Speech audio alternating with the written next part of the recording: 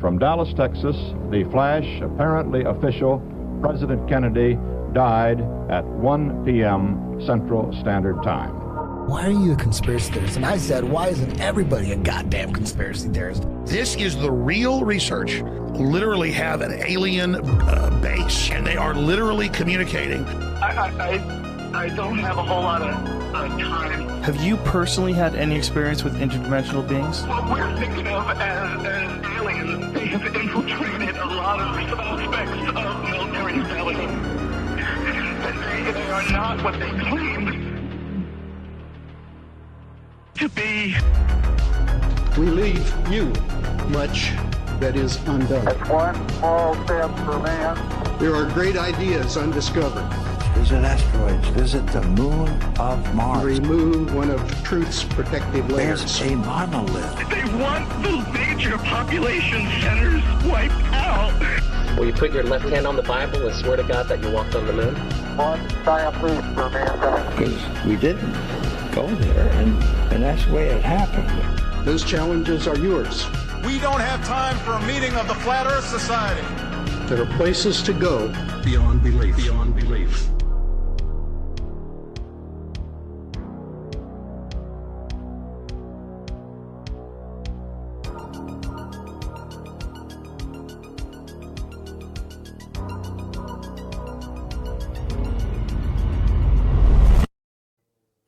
Hello and welcome to the Daily Conspiracy Podcast.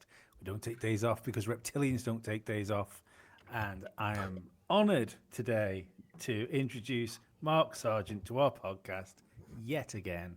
How you doing, mate? I'm doing well. Thank you guys so much for having me. And by the way, great intro. I always enjoy intros where I'm looking at the imagery. You know, that's pretty fast editing you've got going on there. And I'm going, I think I got all of it. I may have missed a slide or two, but the rest of it's like I understand every one of those references, and I could do a thing on probably all of them. So it's great. Did you spot Aleister Crowley? I did. Well, I'll never miss the Aleister Crowley thing because my ex co-host Karen B, she had tattoos on her hands, and I always joke you should do the Aleister Crowley pose and put your hands together, and maybe we'll get you one of those funny hats to wear on the top.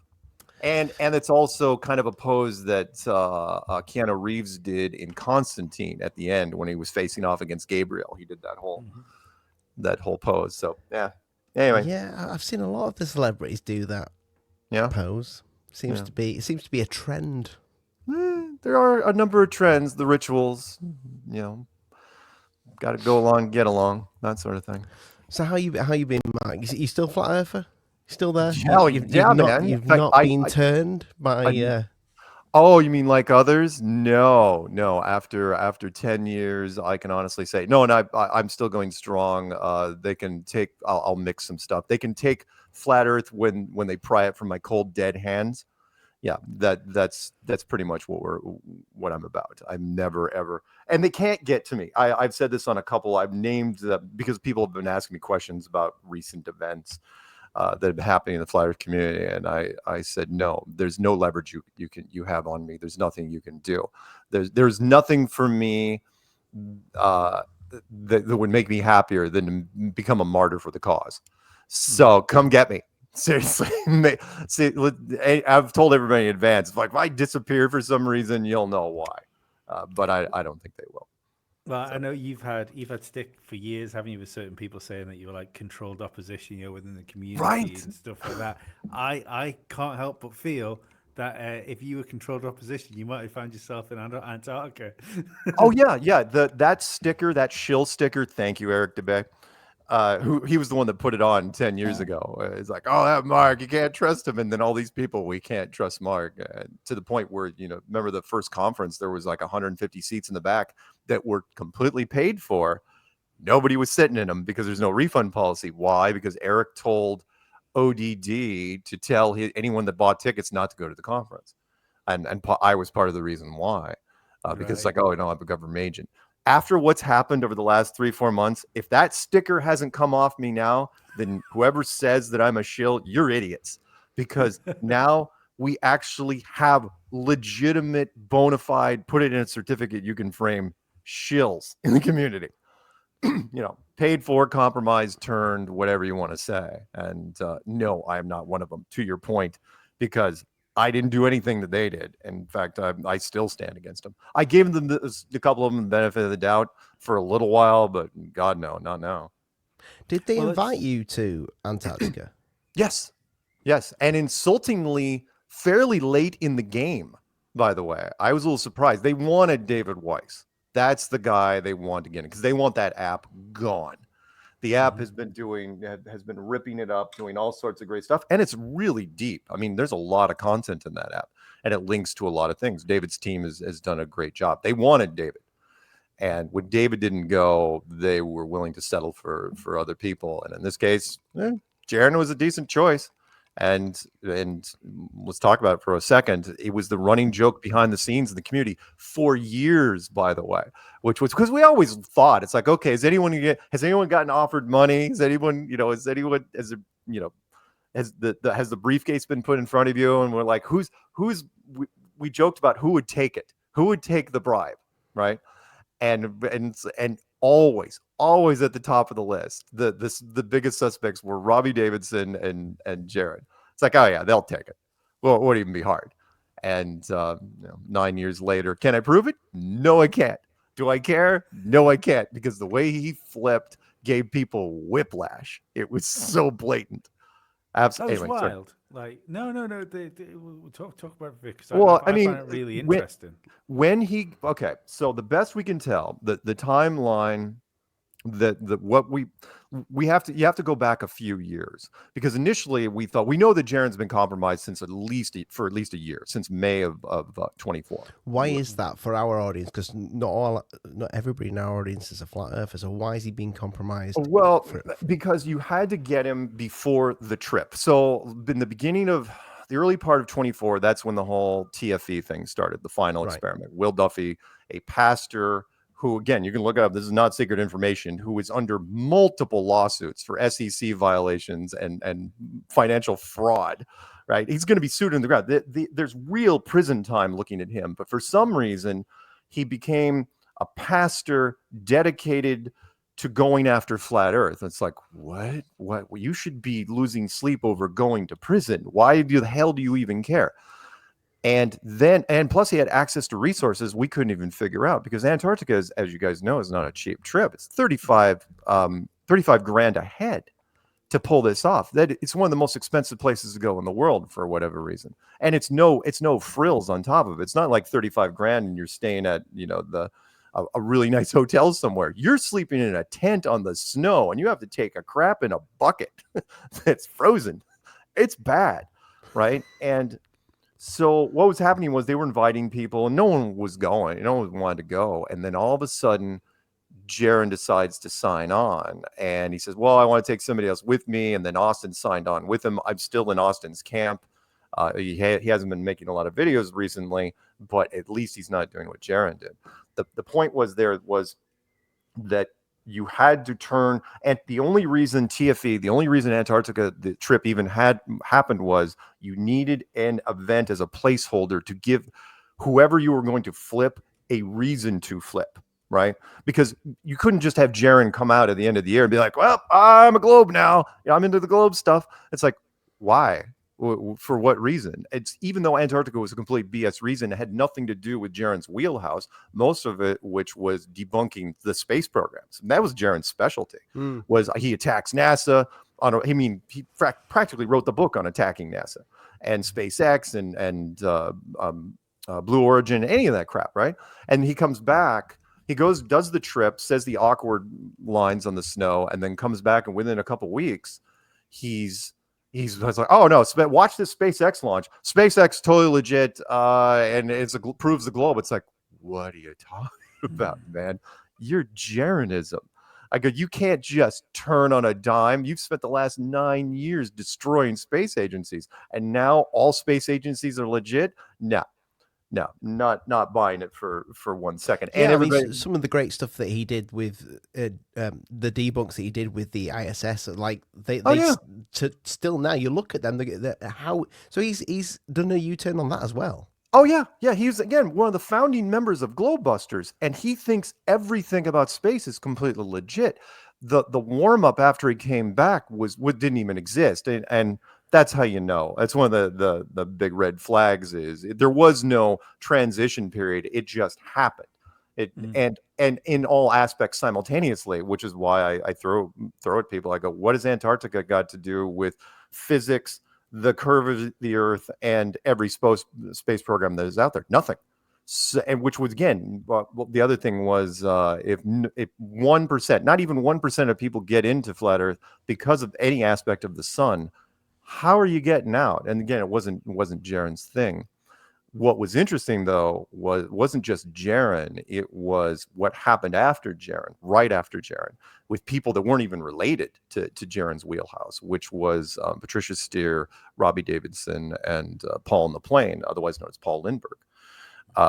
Because like Patricia, when Jaron, I knew there was something going on, because remember, Patricia came back and was co-hosting. She had been co-hosting with me on Strange World for the last 9 months. She had taken a hiatus and then just came back out of the blue. It's like, hey, you want to get the band back together? Yeah, sure. Why not? Why people are going, weren't you suspicious? I go, sure, but what am I supposed to think? It's Patricia Steer. I've known her for years. It's like, what the hell happened? Jaron did that SpaceX video, and all of a sudden I get this message from Patricia saying, okay, and so out of character. She's like, you really need to watch the Jaron video on the SpaceX. I really think there's something going on. Oh yeah, and by the way, I don't think we should use the AE map anymore or advertise David Weiss's app on our on Strange World anymore. I mean, she's throwing bam, bam, bam, bam, all this stuff. It's like, what are you talking about? Where the hell did this come from, right? And I said no, and no. And the next thing you know, we do episode 500. I don't know if you follow the show at all. We did episode 500. Was 500 weeks later. We do a show. Patricia, everybody dresses up. DJ and Patricia and I, and we have Stephen Carpenter from the Deftones, and Karen B was on there. Everything was great, absolutely flawless. Couple days later, barely a couple days later, Patricia sends me this generic post on Telegram, or maybe it was Skype chat. I can't remember. I've got it somewhere, where she goes, "Hey, just so you know, Jaron was pretty much right about everything. I'm leaving Strange World. I'm leaving the community, and you should read this letter on air. Goodbye." And it's like, what? And she signs it her full name, Patricia Steer. Known her for 10 freaking years. She signs a breakup letter, her full name.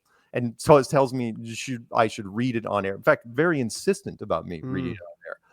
And then a day later, Robbie Davidson does almost the identical thing. In fact, cuts and pastes sections from Patricia's letter into his goodbye letter on the internet. It's like, okay, so these two are talking to each other because it was verbatim. And then a day later, Paul on the Plane, who wasn't even in the community, he had been off doing his own thing with his family for 3 years. He comes out of the woodwork. And I'm going, what the hell is going on? And then Karen had to remind me. She's going, oh yeah, do you remember when the three of them were doing that crypto thing back in the day? And I'm going, wait, that channel's still up? And then I started doing some digging, and then everything kind of fell into line, which was, it started way before Will Duffy. And again, it was just bad choices and bad timing, where Patricia and Paul and Robbie were selling crypto on a channel on YouTube, and I've got the screenshots. It's not like you could go back in the Wayback Machine. It's not like you can hide anything. Called Axion, AXION, and they sold it from the end of the middle of 2020 to the beginning of 2021, and then they stopped selling it because, well, it was an unsecured crypto. It's illegal. And they actually said, it's like, yeah, so we're not doing this anymore. Blah blah blah. They put this big mission statement. I'm fully happy to send it to you guys, and so it looks like they got caught, and then they were put on the back burner as possible assets for 3 years until they could figure out what to do, and then they activated them, and between Duffy and Jaron and they all kind of got involved, bit players together, and then they all left at the same time and all made quick little statements. And in fact, we've never seen Patricia or Robbie or Paul on camera since episode 500 of the thing. And to make matters worse, just as a little insult jab, so I've been talking about this on various interviews like I'm doing now. And all of a sudden, I get a cease and desist letter. if you guys know what those are over where you are. Yeah. Which is, you know, the lawyers shot across the bow from Robbie and Paul and Patricia saying, I should not be saying that they did anything suspicious. I should remove anything implying that they did anything suspicious. And they want an apology video put on my channel to remain there forever. And it's like, okay, first of all, you're asking for silly shit.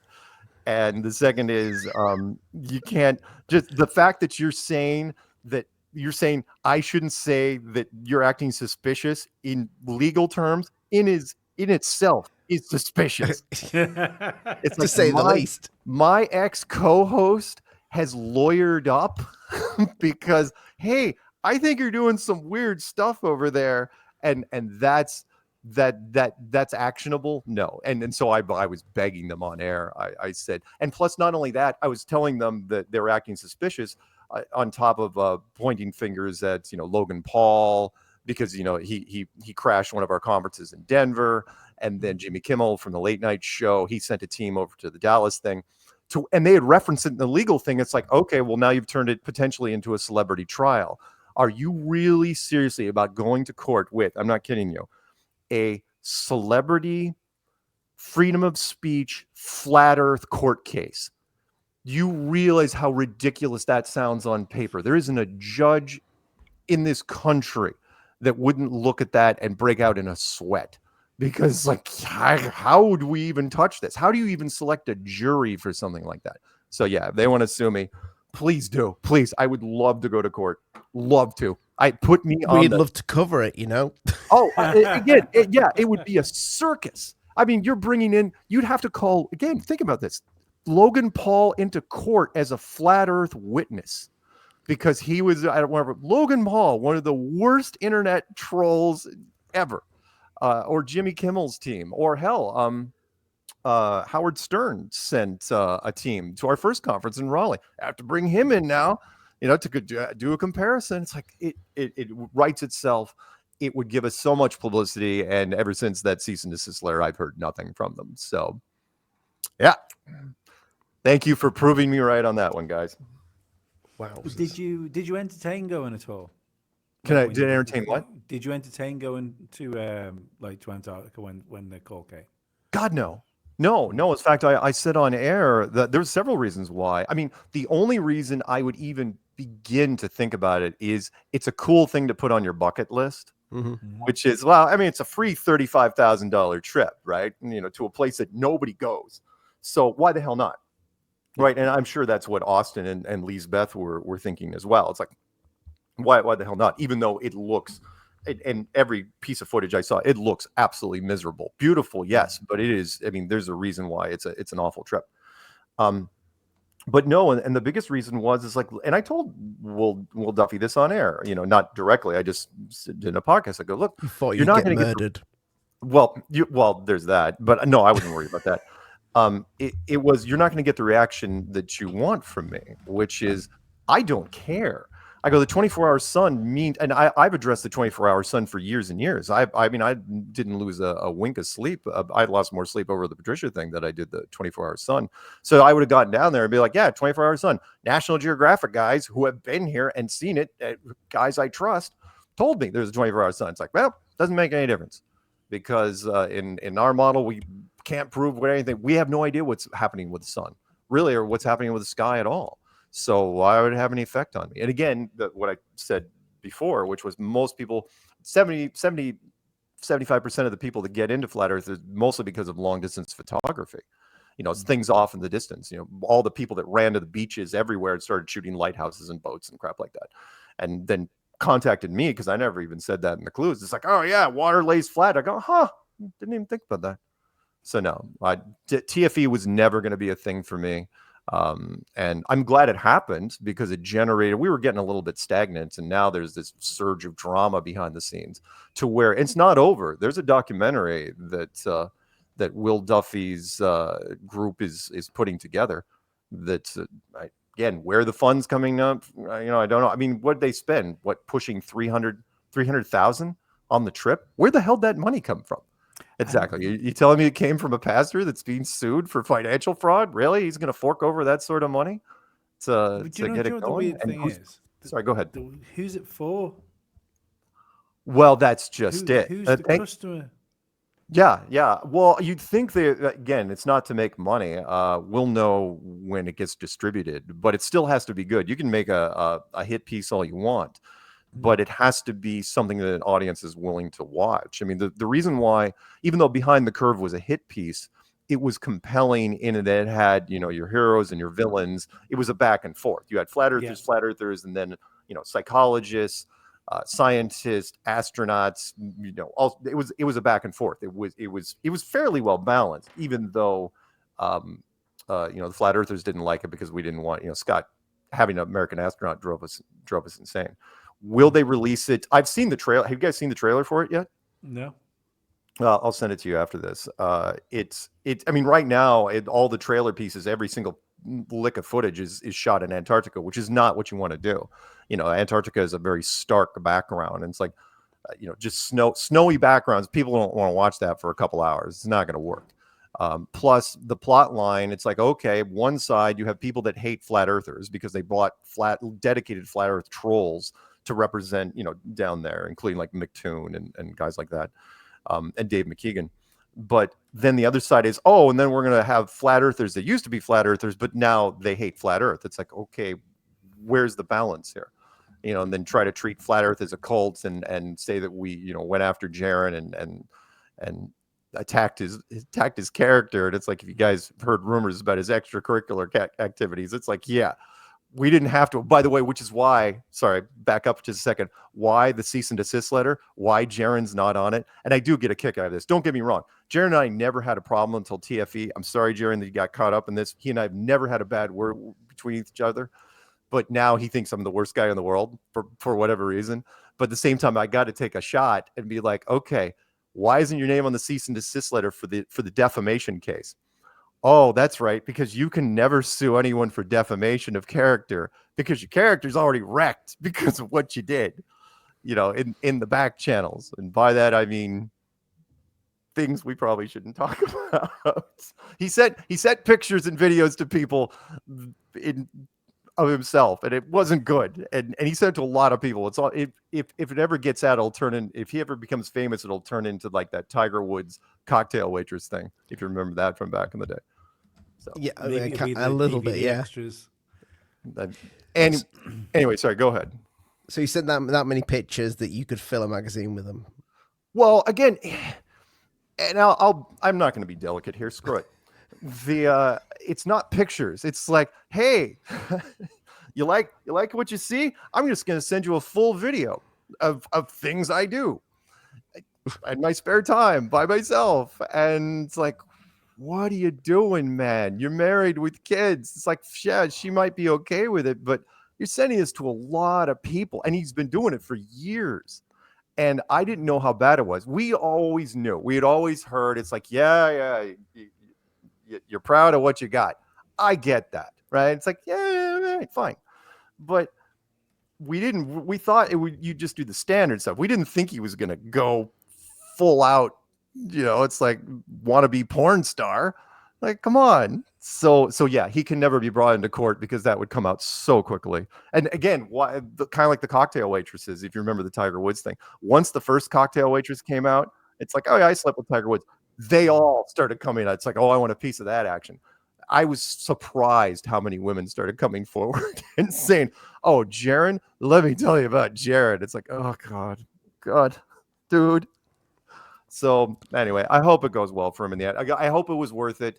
And I don't blame him. Look, people got bills to pay. It's all about the rent. And I knew full well years ago, I was like, someone was going to take the money. What surprised me is how long it took for them to offer us the money. And I still think part of it was tied to the other organization and the crypto thing that Patricia and Robbie and Paul. But by the way, also the common denominator between those three was they were all out of the game. Patricia had left. She got in a fight, with some of the Flat Earth members because of the whole Antonio thing over in the UK years ago. Robbie Davidson was kind of benched by the Flat Earth because we didn't like what he was doing at the conferences, notably allowing big time celebrities to come in and troll us, like Logan Paul and Jimmy Kimmel. And then Paul on the plane, he had left because he wanted to focus more on his family. He was like, he lost his enthusiasm. Like, yeah, I'm going to keep the channel out there, but I'm going to do other things. So the three of them hadn't been relevant for several years. So this is one of the odd things about it. And people that listen to this episode that also listen to the episode we did with Hibble the other day will know about the final experiment because we talked about it.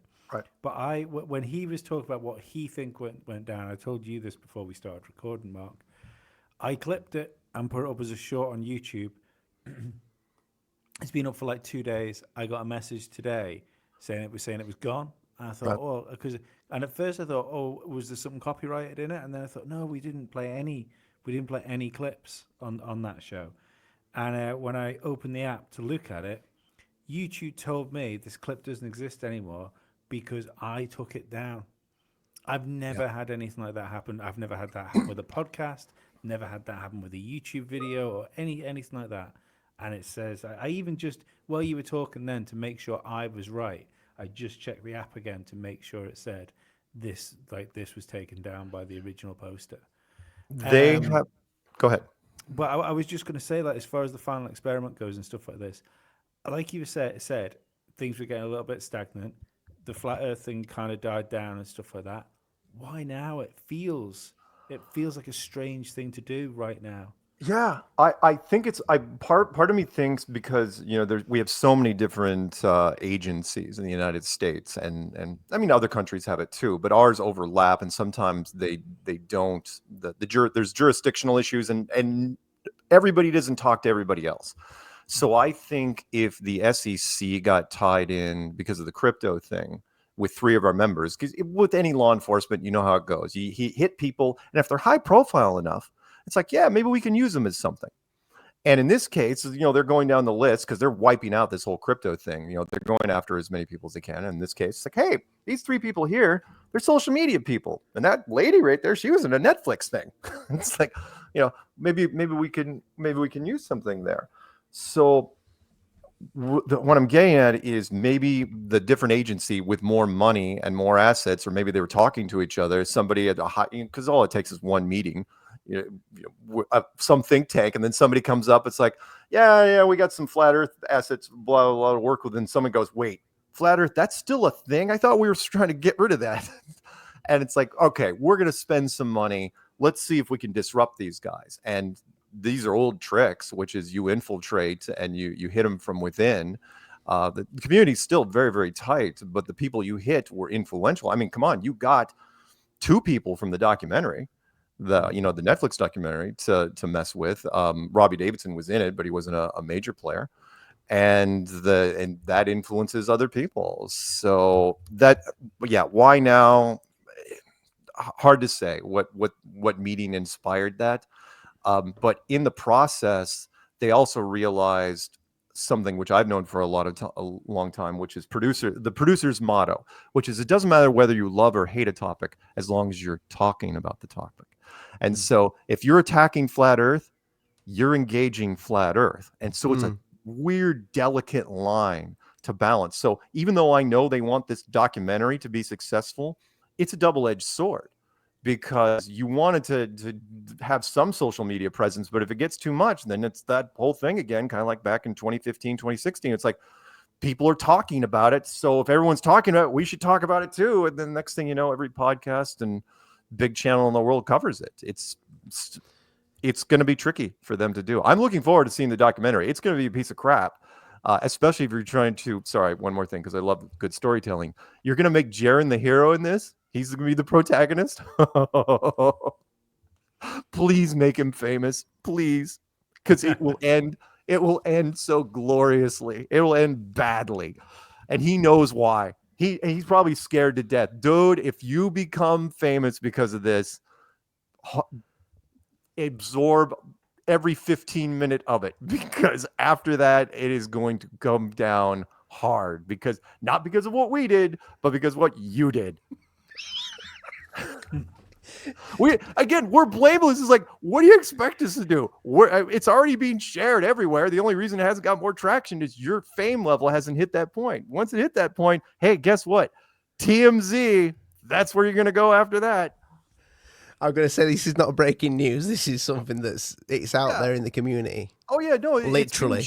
It's being shared all over the place anyway right now, and the only reason it hasn't got more popular is because Jaron's not at that stage yet. But you know how it goes when a celebrity reaches a certain point, any dirt or skeleton, it's coming out, and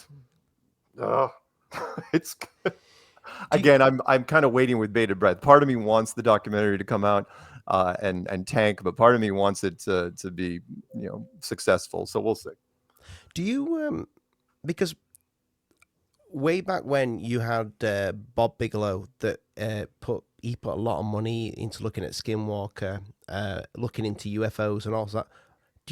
Is there anybody in the flat Earth community with like that sort of power that wants to put more research and funding into finding out more about where we live?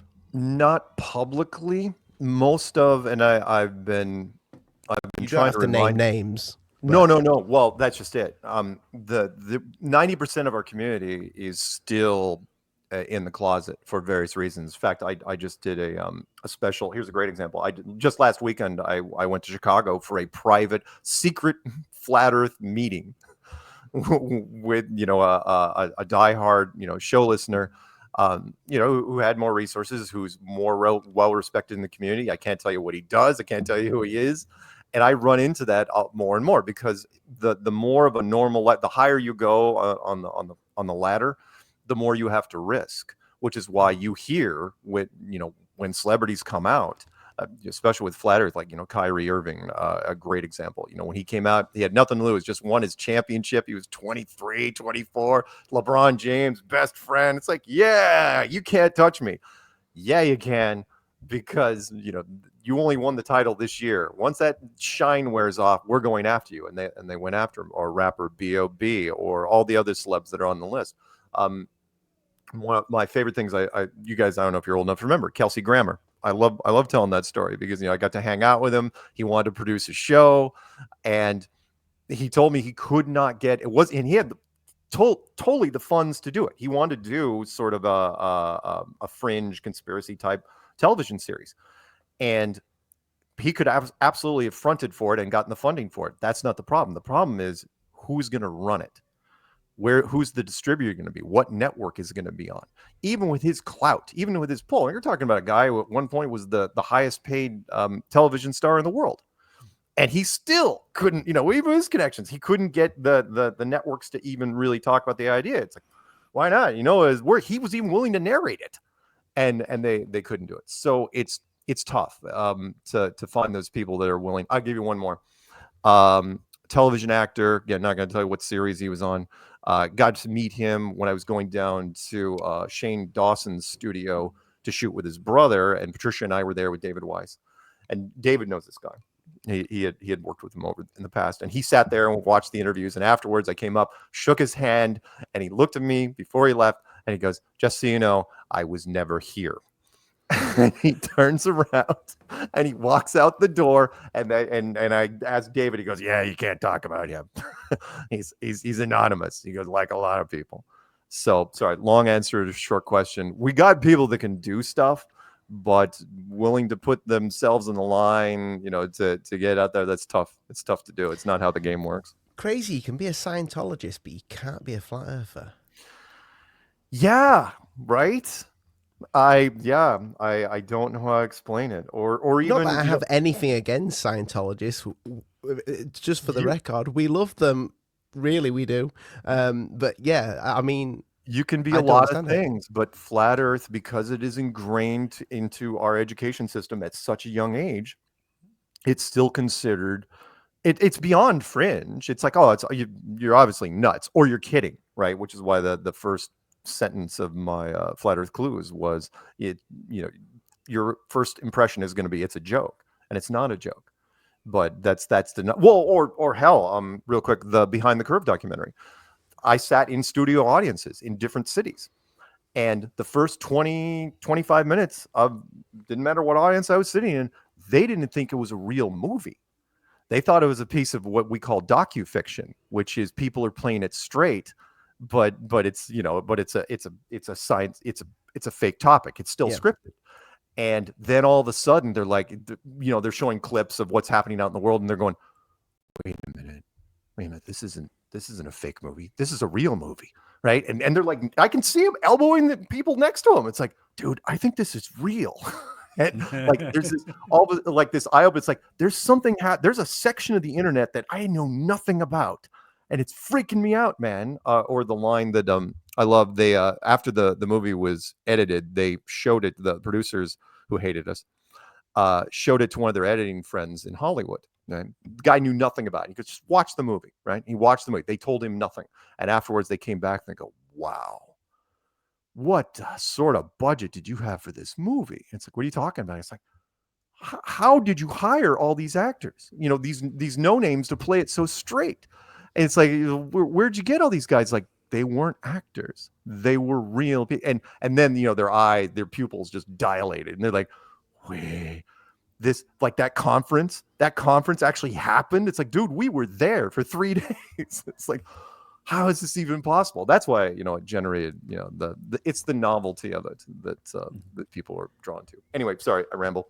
No, you're actually bringing me on to something I actually wanted to ask Hibbler this, because he obviously makes a lot of documentaries. How, I could be wrong here, but I was looking, has anybody, like, because you've got all these movie companies, right. Has anybody ever touched Flat Earth just to make a fantasy film?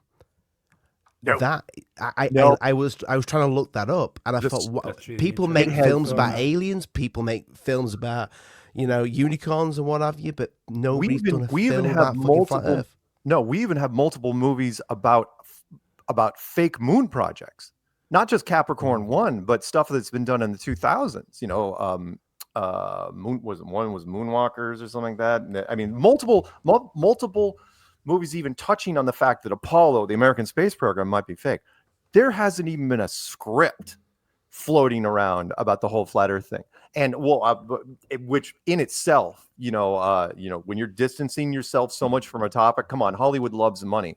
Here's another one real quick. Behind the Curve. A sequel, never even not a breath of a sequel, even though it had done so well. You know, not only did it place in every freaking film festival it went to, not only did it make its full-blown run on Netflix, ran the gamut, and did very, very well. The producers never even touched it as a sequel, even though I've looked at their IMDb pages. It's like, guys, you haven't done that much since then.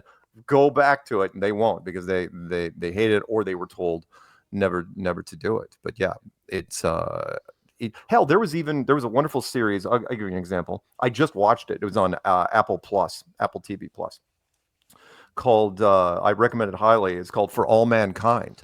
Amazing. I spoke about this so many times on the show. Oh, it's fucking amazing. I just watched it this year. Awesome. I just watched it this year, and it is the alternate, and it was recommended to me by our silent producer for Strange World, and he's going, you got to watch this. And he goes, because it's not the space program that could have happened, it should have happened. Yeah, it is what I said. In fact, they stole that entire show from comments that I made during interviews my first 2 years, because that thing didn't even come out until 2017, and I said this verbatim over and over and over again. I go, you know what bugged me about the space race is that it ended. You know how it would have should have gone. It's like, we would have put 4 guys, they would have put 3 guys. We would have put a small base, they would have put a bigger base, and then it would have gone on and on until eventually the Cold War reaches the moon. And that's what Time Magazine would have run. And that is literally the first 2 seasons of that show, was literally the Cold War on the moon. And what they even jumped on little points that I made, like how Ted Kennedy would have been forgiven, or maybe it never even happened. Ted Kennedy was president in this show. The little details they had. Oh, and the USSR never fell. You know, Chernobyl never happened, which drained all the resources. If you guys want to look that up, if you've never watched Chernobyl, the miniseries, absolutely brilliant, but one of the most depressing things I've ever watched in my life. I tell people, it's like, you're feeling too good about yourself. It's like, things are going too well. Watch that series because it is bleak.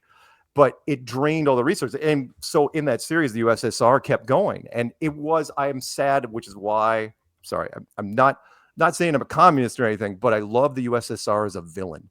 They were so great. And which is why I use the USSR sign-off television thing, when television used to sign off at night. I put that at the beginning of Strange World, every show. They did the same thing we did, although they did the smart thing at the end. They do the sign off, they do their national anthem, and then they just blare this noise. It's like, turn your TV off. We never did that. We just went to static, but they were like, turn off or we'll come for you. Yeah, that TV series, I watched it and I'm like, that is like watching a true story of what it should have been. Absolutely. It is brilliant. The alternate timelines were so well thought out. I mean, in the little details, like Reagan being elected 4 years earlier, Clinton was never president. Oh God, where's some of the other little things they did?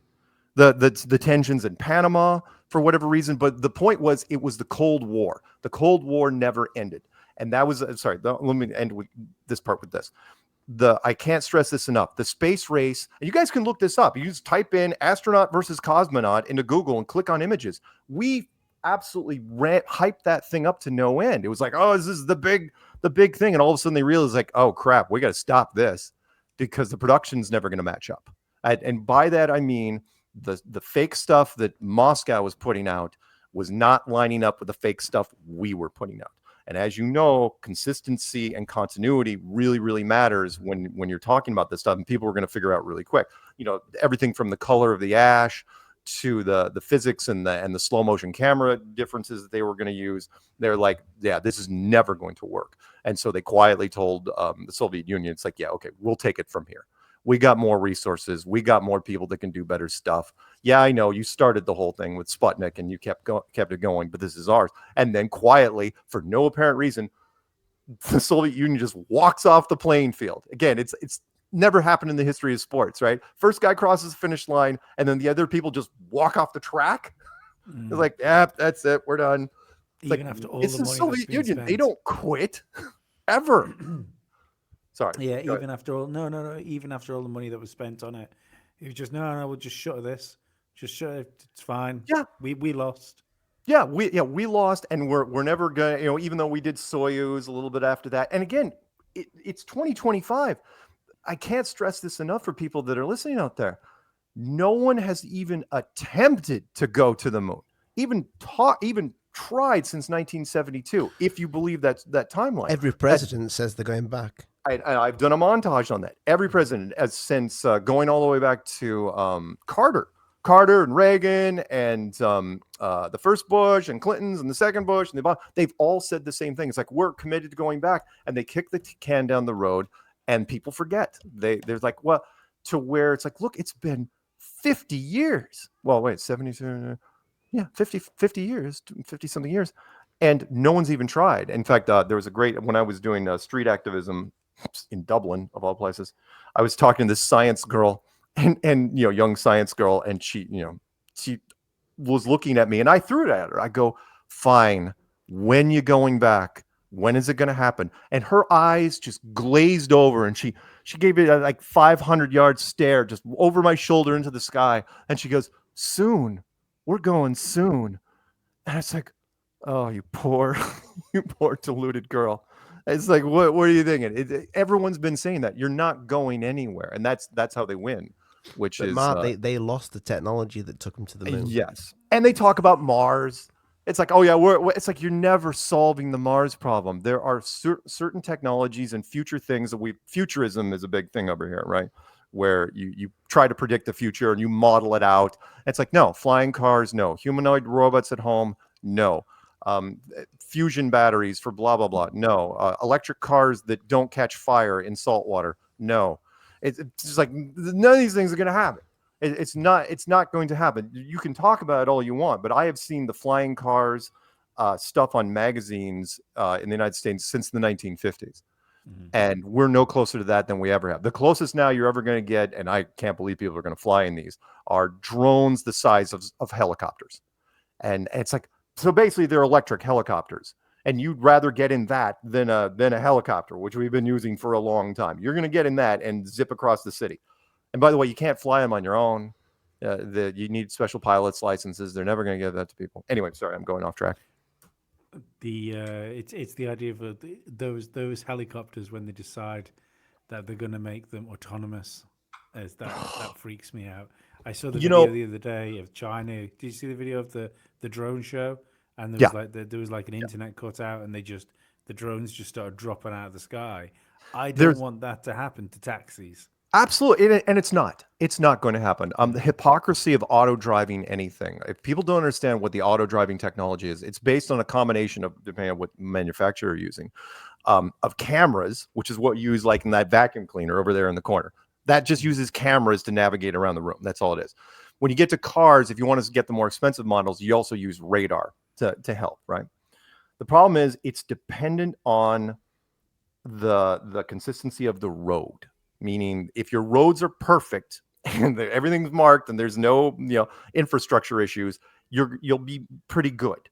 But it's not a guarantee. In fact, Mercedes in their auto driving thing, they said, okay, here's what you want to know when to use it. Here's when you use it. Stop and go traffic when there's cars all around you, because the sensors will pick up everything. It's going to be slowing. You want to read a book and sit at your steering wheel? Great, we'll take over from there. Anything else outside of that, it's your ass. Because I've seen cars. I watched a Tesla the other day. There was a heavy shadow on a telephone pole, and it created this vertical black line across the road. The Tesla thought it was a wall. It knifed left and went into a tree in a fraction of a second. It's like, oh, wall. It's like, wow. and it was completely recorded. And it's like, that's just one instance, right? And it also messes up with the insurance thing, because who's liable when a self-driving car crashes?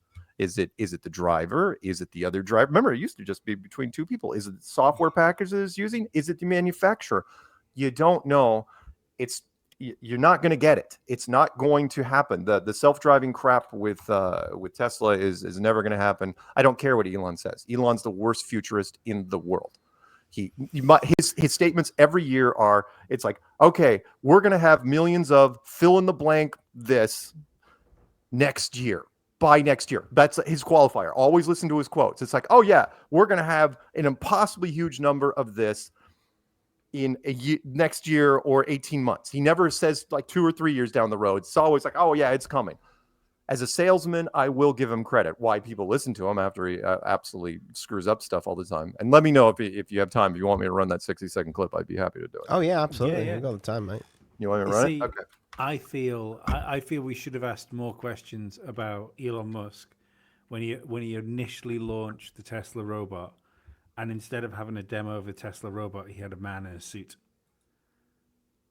Yeah. That said a lot to me, because like we've literally allowed like I do think like on certain levels I think he's a con man, and but like I've said in this show before, I've been a bit critical of the current administration in the US over the last couple of episodes, and I always hope for the best from these things. I'll always be positive about stuff. But over the past few weeks, I'm struggling to not go, hang on a second. Why are we trusting these people now? I have never tried. Do you see what I'm trying to share there? Stick it up. I have never trusted him. I'll make this full screen in a second, or try to make it bigger. I have never trusted him ever. And I'll just show you. Again, 60 seconds. We'll do this. And again, I'm proud of this only because I did it basically in one take. There's no auto editing here, because I hate auto editing. Big for us. Here we go. You ready? Yeah. So my flat earth friends messaged me saying, Mark, what's your problem with Elon Musk? My problem is you don't see the problem. Let me enlighten you with some of his greatest hits.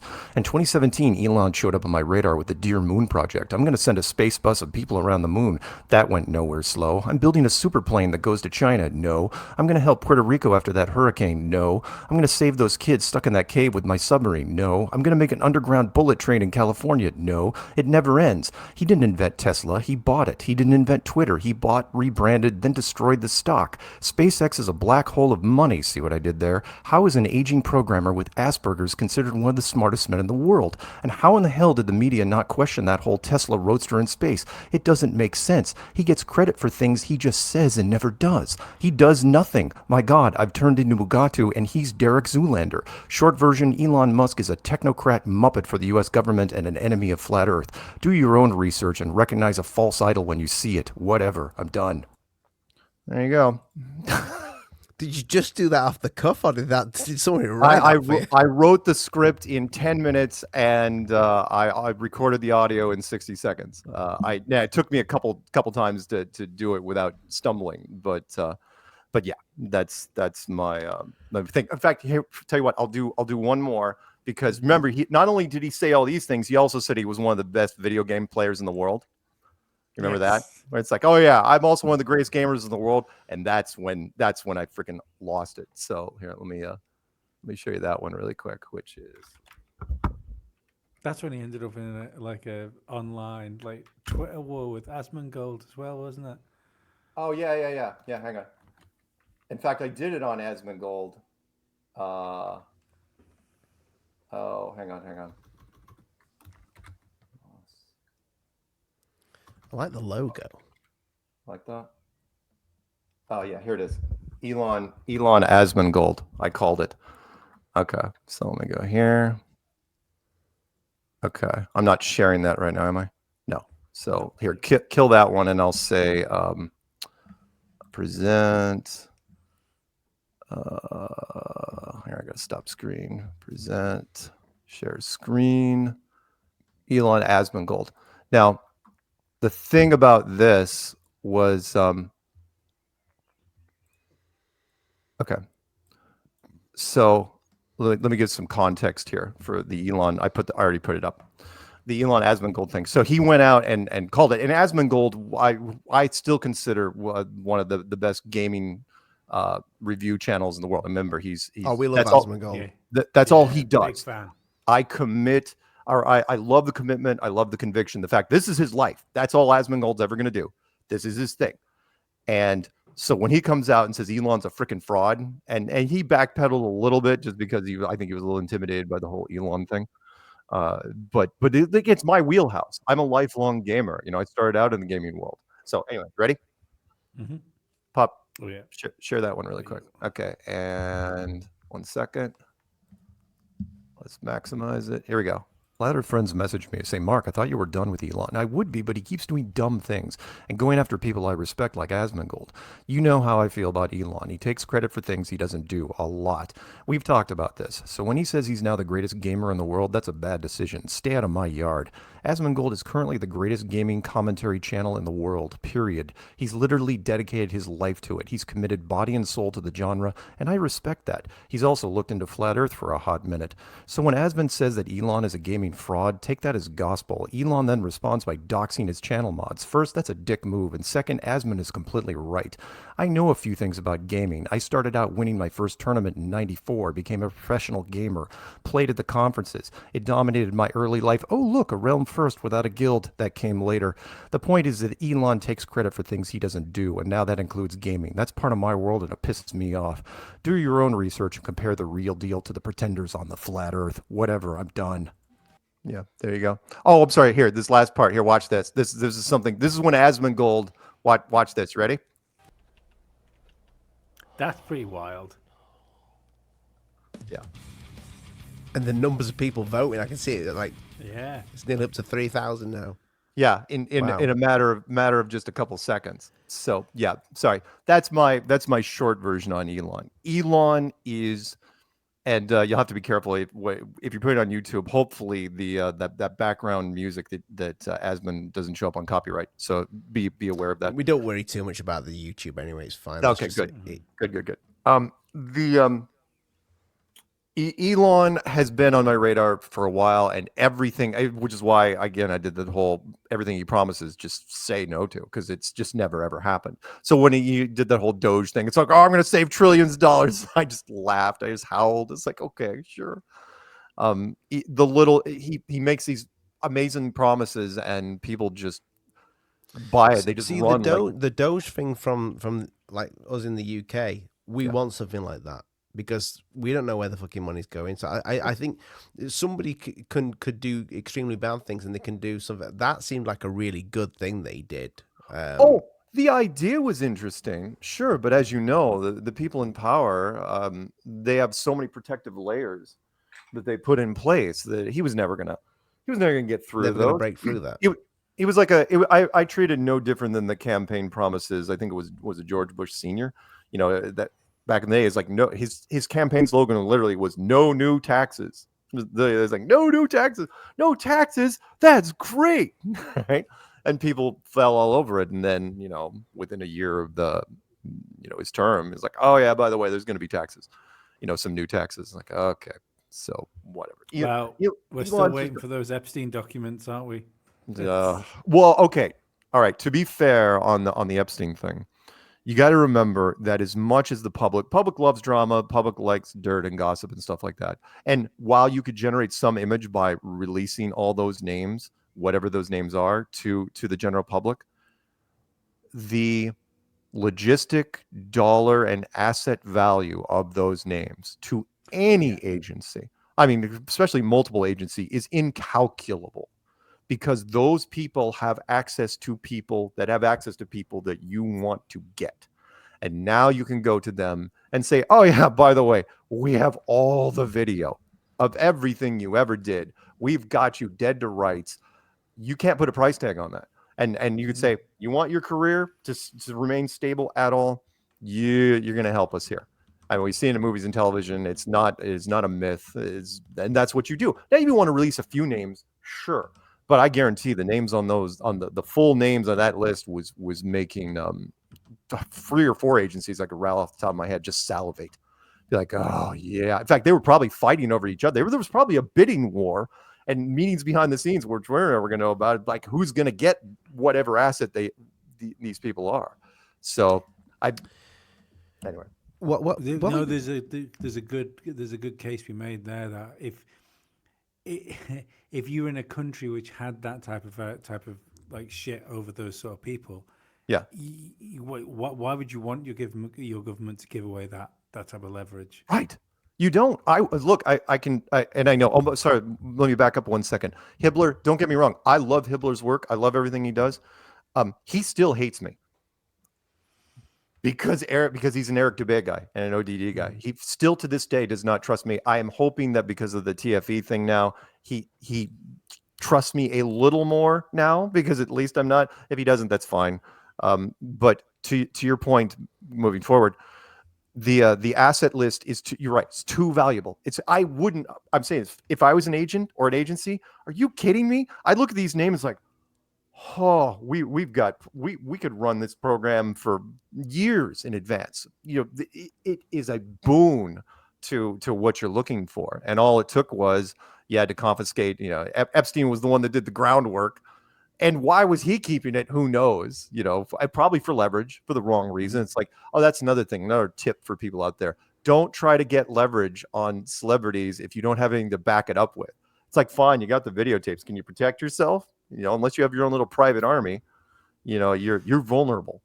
I'm still 100% of the opinion that he's not dead. I think he was body swapped and scooped out of that prison. I'm not going to take off the table, but at the same time, does it matter? Because the whole island concept was shut down. Yeah. So, yeah. I mean, they might have used him, or I'm under the belief that it's like you only need one of the two. You only need him, or forgive me if I pronounce the name wrong, Ghislaine. I think it's Ghislaine. You only need one of them, and it sounded like she was more up to speed than he was. So again, if you're playing Robert Maxwell's daughter, if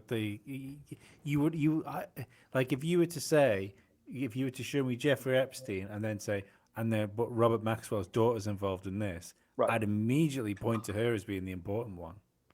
There you go. Which is if I was going to pick, and again, we've seen this in different movies and books and stuff, which is we only need one of you. So whoever's going to give us the bigger deal. Now, he may have survived the prison thing, but I almost guarantee that after the fact, that like, look, we don't need both of you. We don't need collaboration. We need whoever knows the most. And after a thorough interrogation, not necessarily enhanced, but thorough interrogation, you figure out who you want to keep. That's just me. Not that it matters, because the names that the public is never going to hear. Maybe a few sacrificial names that they could throw out there. But why? And like Prince Andrew. Prince Andrew was the first sacrificial. There you go. Because I said all along that I think his story was the cover story, and I think the Virginia Giuffre, who he supposedly like abused. I think she was in on it as well. No, she's dead now. She just died. But you see, that whole scenario was perfect. You had a prince, but he was the useless prince that no one cared about. Right. You had a 17-year-old girl that looked like. Oh. Lee's been taken out. Lee's been taken out.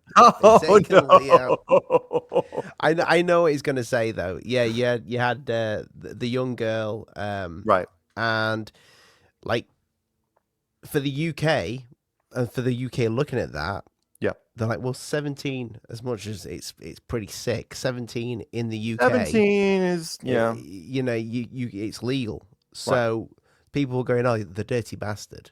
But people in the UK weren't going, the pedo, Right. He still shouldn't have been there.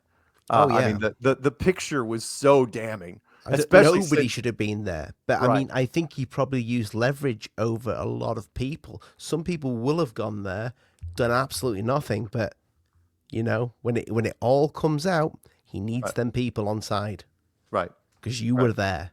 Yeah, and there's the receipts. Yeah, the flight logs, and they whetted the appetite of the public, and it's enough. I mean, come on, the Epstein topic was covered in a lot of mainstream, but the really deep dish stuff, they're going to keep that to themselves because it's worth more. It's Matt, going back to the Elon bit. Were you aware of the book? Is it the Mars Project? Have you ever heard of that? Yep. From where his name was dropped. The Elon, and that was by Werner von Braun. Yep. It just seems like it's to me like life's been, because everybody jokes that I'm the house flat earther. Now I can be I could be a flat earther, I could not be a flat earther. I don't even know what I am. I don't know where I live, if I'm honest. Sure. I don't, and I don't think flat earthers know where they live. They know there's something more to this, right? To this world. But it's pretty open ended, yeah. But it seems like they've narrated everything. They're playing the long game, and that's one thing that I do not understand is the long game with because people are very selfish. They don't live long lives. So I'm wondering if there is a hand behind it all that does live longer. Maybe. It's hard to say. I mean, people have talked about different races and different beings. I mean, we've all heard the stories, the lizard people and the Illuminati, and could it be, hey, welcome back. Could be there is another group out there that have serious longevity issues. Possibly, do they mix well with common people, or us? Maybe. I don't know. You're right, though. There is a long game being played, but I don't know if it's that long, because what I've been trying to remind people lately is right now in 2025, everybody that's alive has some sort of reference to an alien agenda from some form of media going all the way back to the 50s. I mean, everybody's got a reference. Everything from E.T. to The Day the Earth Stood Still to Predator to Aliens. I mean, every decade has so many. So if you were going to roll out some sort of, because I do believe we're in Act 3, finally, mercifully. If every play has three acts, I think we're finally there, because everything's getting just nutty. I mean, to where the writing's going off the rails. I still do believe in Project You seem Bluebeam. quite relaxed, considering that's Well, coming. I'm relaxed only in that well, if I'm not laughing, I'm crying type of thing. If I'm relaxed in that I've heard the cry wolf tale so many times over the years that I'm just kind of numb to it. I just take it with a grain of salt. And a part of it's because I'm up on an island near Canada in the corner of the United States, and I'm not in the middle of, it's pretty peaceful up here. So on a routine basis, I don't get so stressed out. But for me, it's kind of like, I'll give you two quick examples. One was, of course, 2012. The whole 2012 thing. I was a big believer. Nibiru, the whole binary star system, Melancholia. Melancholia freaked me out as a movie. It's like, oh my gosh, was that bleak? Nobody made it. It was one of the few movies. It's like, no, everybody died. If you've never seen it, spoiler alert. Well, I need to watch that now because I heard no, people you don't. say Everybody that. died. Everybody is. Well, it was basically Nibiru, the whole Nibiru thing slamming into us. Another solar system coming into ours. And I've seen it. She's got the wedding dress on. Yeah, the wedding dress. Yeah. Yes. Yeah. Lars von Trier, did he direct that, or is it Werner Herzog? Damn it. Anyway, it doesn't really matter. But I was really into that. And then, 2012, 2013, the whole Mayan calendar thing. I was in the theater in 2009 when 2012, the movie came out with John Cusack.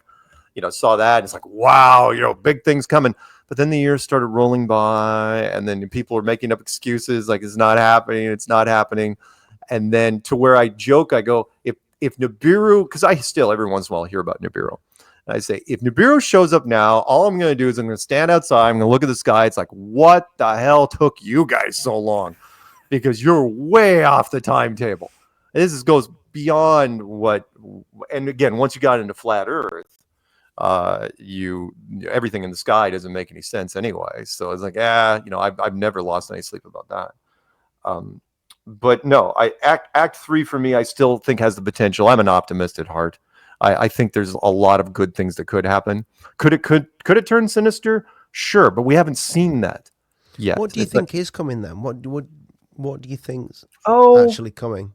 I mean, I don't think. I mean, yeah, we could be. Okay, I'll give you some potentials. Could we be finally pushing Russia to pull the trigger and be tired of our antics? I mean, there's only so many times you could poke a guy in the forehead before he's going to take a swing at you. And we've been torturing Russia from the West for a long, long time. The Ukraine thing, but at the same time, I kind of said that about Taiwan, over here in the West, which was, Taiwan, China owns Taiwan. It always has, but we have industries on there. China could take it anytime they want. The reason why it's called the China Sea is because, well, it's China Sea. And Taiwan's in it. So, but no matter what we do, China's saber rattling doesn't go anywhere. Ukraine's saber rattling, the proxy war that happens, Russia still hasn't done anything. There's been no decisive moves.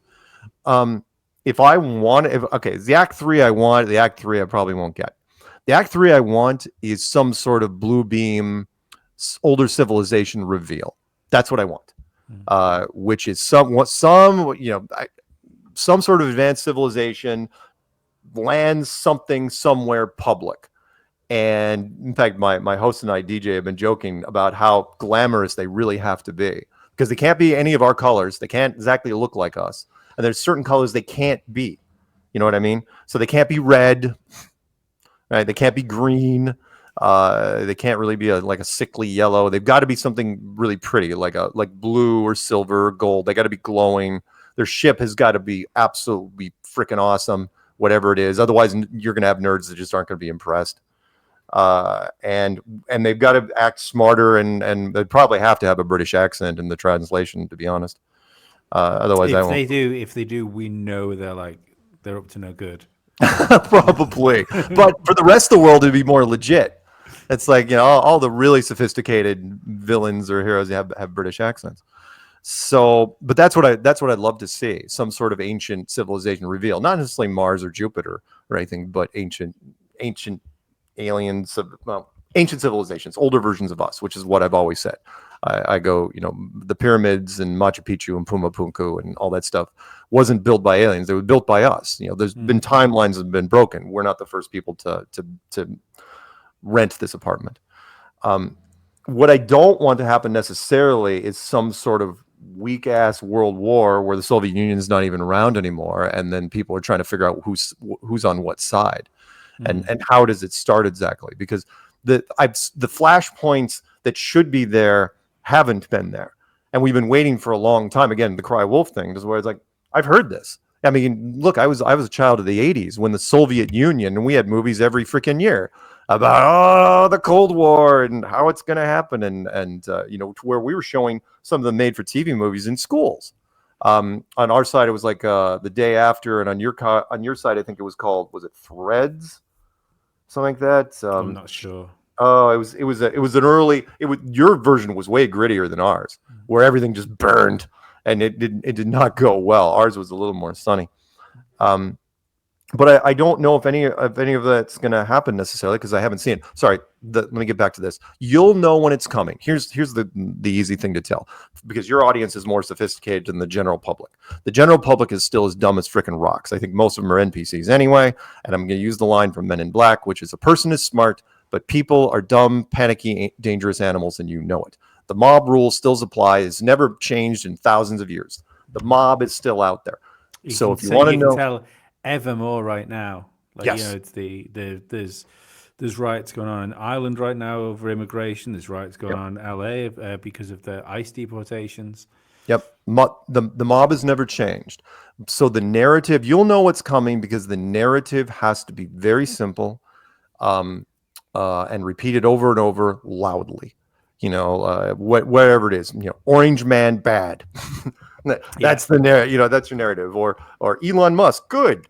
You know, something like that. Whatever it is, it's got to be really easy to drive home into people. It's a time tested thing, and we'll see it a mile away.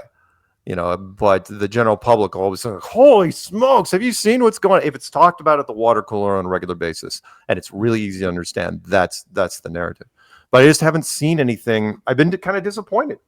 You know, as far as until Act 3 is finally, I feel it. It's here, but they haven't decided where it's going. It feels like it's simmering though, doesn't it? You know, like with all the UFO stuff that's come out, and I think it's something I'm really interested in, which is like the ancient civilization stuff and the whole Tartaria thing. But not only do I find some of the stuff that's come out,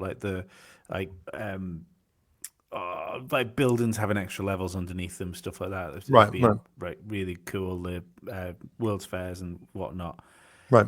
I find the fact it came out when it did and how it did interesting. Yeah. Because I think you could argue without TikTok that like conspiracy theory doesn't take off. That was like one day I had no idea what Tartaria was. The next day I couldn't move without seeing someone do like a 3-minute video telling me about World's Fairs. That's not organic. Yeah, good point. And for me, when they got to Tartaria, it was like, yeah, it's fine. But I was already desensitized by the older ones, that being, Machu Picchu and Puma Punku and Bimini Road and the sunken cities off of Japan, the sunken cities off of India, the Bosnian pyramids, the real pyramids. I had a chance. I was lucky enough to go back in 2010. Somebody said, you really should go and just stand at the base of the pyramids and understand what you're looking at. And when I did, and I turned around and looked at Cairo, that's the perspective, which was Cairo, the people of Cairo and the descendants of Cairo, the old Cairo, had nothing to do with the building of that place. I mean, Cairo is a freaking almost literal dumpster fire in some places. It's not pretty. I mean, there are roads that they let the tour buses on, but most of the roads they don't. And again, it's funny because you see the pyramids and there's this big vast desert in front of them. It's like, no, they leave it a vast desert for the pictures. They don't build out that way. You turn around, there's a golf shot and you'll hit a Starbucks if you go the other direction. All the roads lead right up to the pyramids. But you do understand when you look at the logistics that the building of it, again, there's not a single hieroglyph on the construction of it, not one. Because I think if I had a time travel machine, I'd have so much fun. I'd go back 5,000 years or whatever, and I would go to the pyramids, and I almost guarantee I know what I'd see. I'd see the pyramids in the middle of the desert and no one around it. Mm-hmm. And whoever it was, the Pharaoh's teams, their recon teams show up. It's like, yeah, so we're going to claim these and we're going to tell everybody we built them and they're going to revere us as demigods. And it worked. And they didn't even have to explain it. After one generation, most people couldn't read or write anyway. It's like, oh, yeah, our leaders built this. It's like, really? How long did it take them? 30 years. Oh, wow. They couldn't do the math like we do. It's like, do you know how fast you'd have to move? The blocks are monstrous. And it was covered with those sheets of marble. I'd also want to, go back, and I'd want to find out where the capstones went. There isn't even a theory of where the capstones went. The top perfect one, the pyramid on a pyramid, those solid stones, what they were made out of, who took them, where they went. I love it. I love everything about it. And I also think the Sphinx was a lion that they just carved it down. The question is, the scale of the head is just ridiculous. Yeah. But the question is, and there was an older movie called 10,000 BC where they was a lion in that movie. And it's like, oh, but the question was, because it was a jungle in that movie. It's like, yeah, because lions don't live in that particular climate. So that means there was a different climate back then. And again, that's what a pharaoh would do. They'd stare at this lion. It's like, what can we do with this? My face. Yeah, my face. It's like, it's not going to look right. It's like, I don't care. Put my face on it. So dumb. Do you know what I find really wild? Like somebody like yourself and Dave Weiss. I don't know why we've not seen you on something like Joe Rogan, because he seems to love every single conspiracy. But I can tell you what, we were close.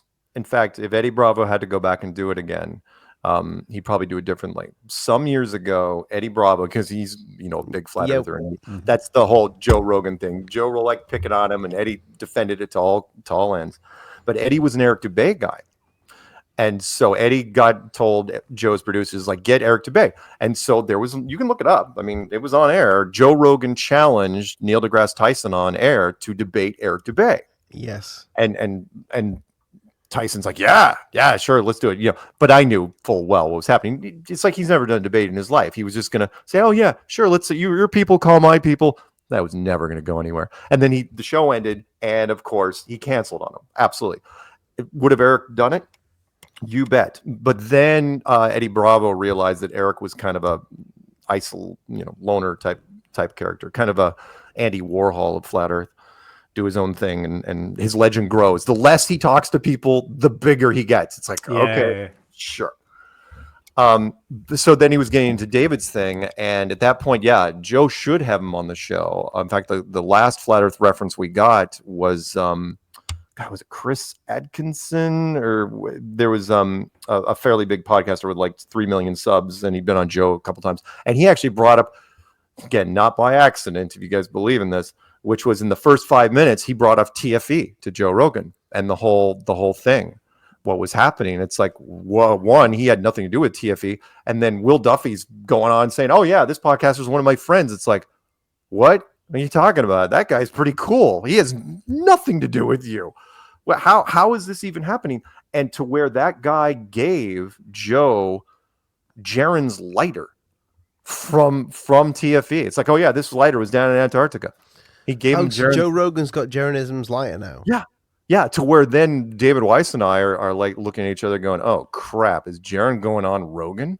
Is that going to happen? Now, it's it's not been scheduled. We will know before it happens, but it's been a couple months now and nothing's transpired. I hope that doesn't happen. But remember what we said earlier in the show. If it does, we got plans. It's not a lighter anyway. It contains his soul. Yeah, there you go. Yeah. So, but yes, we should have been on Rogan. David Weiss absolutely should have been on Rogan. I mean, I was really happy.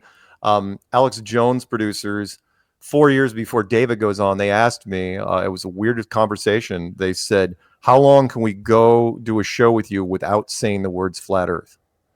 It's like, what? I go, 10 minutes, maybe, if I dance around it. He goes, yeah, it's not long enough. We can't do it. 4 years later, Eddie Bravo, who's a good friend of Alex Jones, gets David on the show. Great, wonderful. Glad they did it. And the way they did it, we also lucked out because Eddie, even though David was coming in the first time via video, and then he went and did something in person, he had Eddie Bravo sitting right next to Alex Jones to make sure Alex didn't go off topic.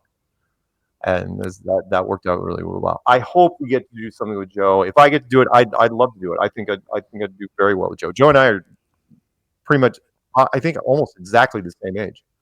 So I think we'd connect there, but who knows? My only fear there would be he would bring in for the drama part, he'd bring in some sort of scientist. Who would you want to debate? I don't know if I don't know, because you don't know what they're going to react. I had a chance, when I did a thing with Piers Morgan to debate Terry Virts, one of our astronauts that was right next to him, sitting right. They didn't tell me till the last minute, by the way. I remember seeing this. Terry would not engage me directly. I had to go through Piers. And Piers, of course, was doing the old, trying to stir up drama between us, trying to do the whole American versus American crime thing, to where he said, he went so far to say, "Are you calling Terry a liar?" And I've heard this before. Anyway, it's like, no, but he's a full bird colonel in the U.S. military. He has to follow orders, right? It's like, I respect that. It's like, you don't get to be a colonel unless you know what you're doing, and so he's gonna say what he's told to say, and true to form, Terry did not break character the entire time. It was like he was waiting for Piers to step in. I can't even remember if Terry and I actually exchanged direct words at all. I think Piers was the mediator the entire time. And people were mad at me because they wanted me to attack more. And I tried to remind them, I go, look, I was coming in through video like this. And I have talked to many a producer over the years, and they have their finger over this giant red button. And it's like, you get off script and they will hit it. And the next thing it's like, oh, we seem to have lost Mark, but we'll try to get him back after the break. And they never go. And then the other thing is, producers talk to each other a lot. That's how I got other things, which was, and if one producer gets the word out, it's like, oh, Mark is a difficult guest, you're never going to get a single thing again, which is why I'm glad David has kept his pace and never gone off the freaking deep end. So I think I know why there won't be a flat Earth thing on Rogan. At least not like immediately. Is I remember Eddie Bravo was on. I think it might have been Tinfoil Hat, but I can't be 100%. Yeah. And they were talking about people like the flat Earth closet people, and Eddie Bravo said, I know one of the biggest names in the world, like unbelievably huge that you wouldn't believe. Yeah. But they can't say anything because they have such a huge business and a huge platform. Yeah. That it would tank it. I can convinced the way he was talking about it, he was talking about Rogan. Yeah. Convinced about it. And I've always thought. Oh, yeah. Yeah. I've always thought that there's moments in Rogan podcasts. I'm a big Rogan fan. I listen to at least 2 shows a week, in general. And there's always things like, it doesn't matter whether he's got a comedian on or someone else, he'll throw a thing out there. He say, "Oh, it's flat Earth though," like as if it's a joke. Yeah. And I think he's doing what you were saying before, as just, even if it's negative, it just keeps the conversation going. Yeah. Yeah, Joe was I feel bad for Joe because he was in the wrong place at the wrong time, which was, you remember the stories, right? He was very much against NASA before we ever were. Not before Flat Earth. Joe was attacking NASA. He was like, "Oh no." Again, that great quote is like, "There's no way we went to the moon. No way." And his conviction was so great. He was winning debates against science people. And then he gets that show, Joe Rogan Questions Everything, on the Sci-Fi Channel. It's a brand new series, and his very first episode was the first part of the episode, he apologized on camera to NASA, everything he ever said about him. And it's like, woof, that's not good. Who got to you? And then of course he gets the biggest podcast in the world, right? It's like, again, I've followed Joe Rogan's career over the year. It's like, yeah, he's good. Does he deserve the biggest podcast in the world? It's like, might have had a little help. But yeah, he wants to talk about it, but he can't really get into it. Let me mention to you, as far as the celebrities go, the Kelsey Grammer thing, which I loved. It wasn't that Kelsey was into it; it was how he got into it. Because he goes, "You want to go?" He goes, "I got into it." He goes, at the Oscar party that year, and I go, "How does that work?" And he goes, "Well, a lot of the creative people in the celebrity world are very into conspiracies. They're anti-government. There's this and that. And apparently, after a few drinks, they always get into conspiracies at some point. And they were all talking about this and that, whispering and talking like Batman. And all of a sudden, Amy Adams walks into the room, actress.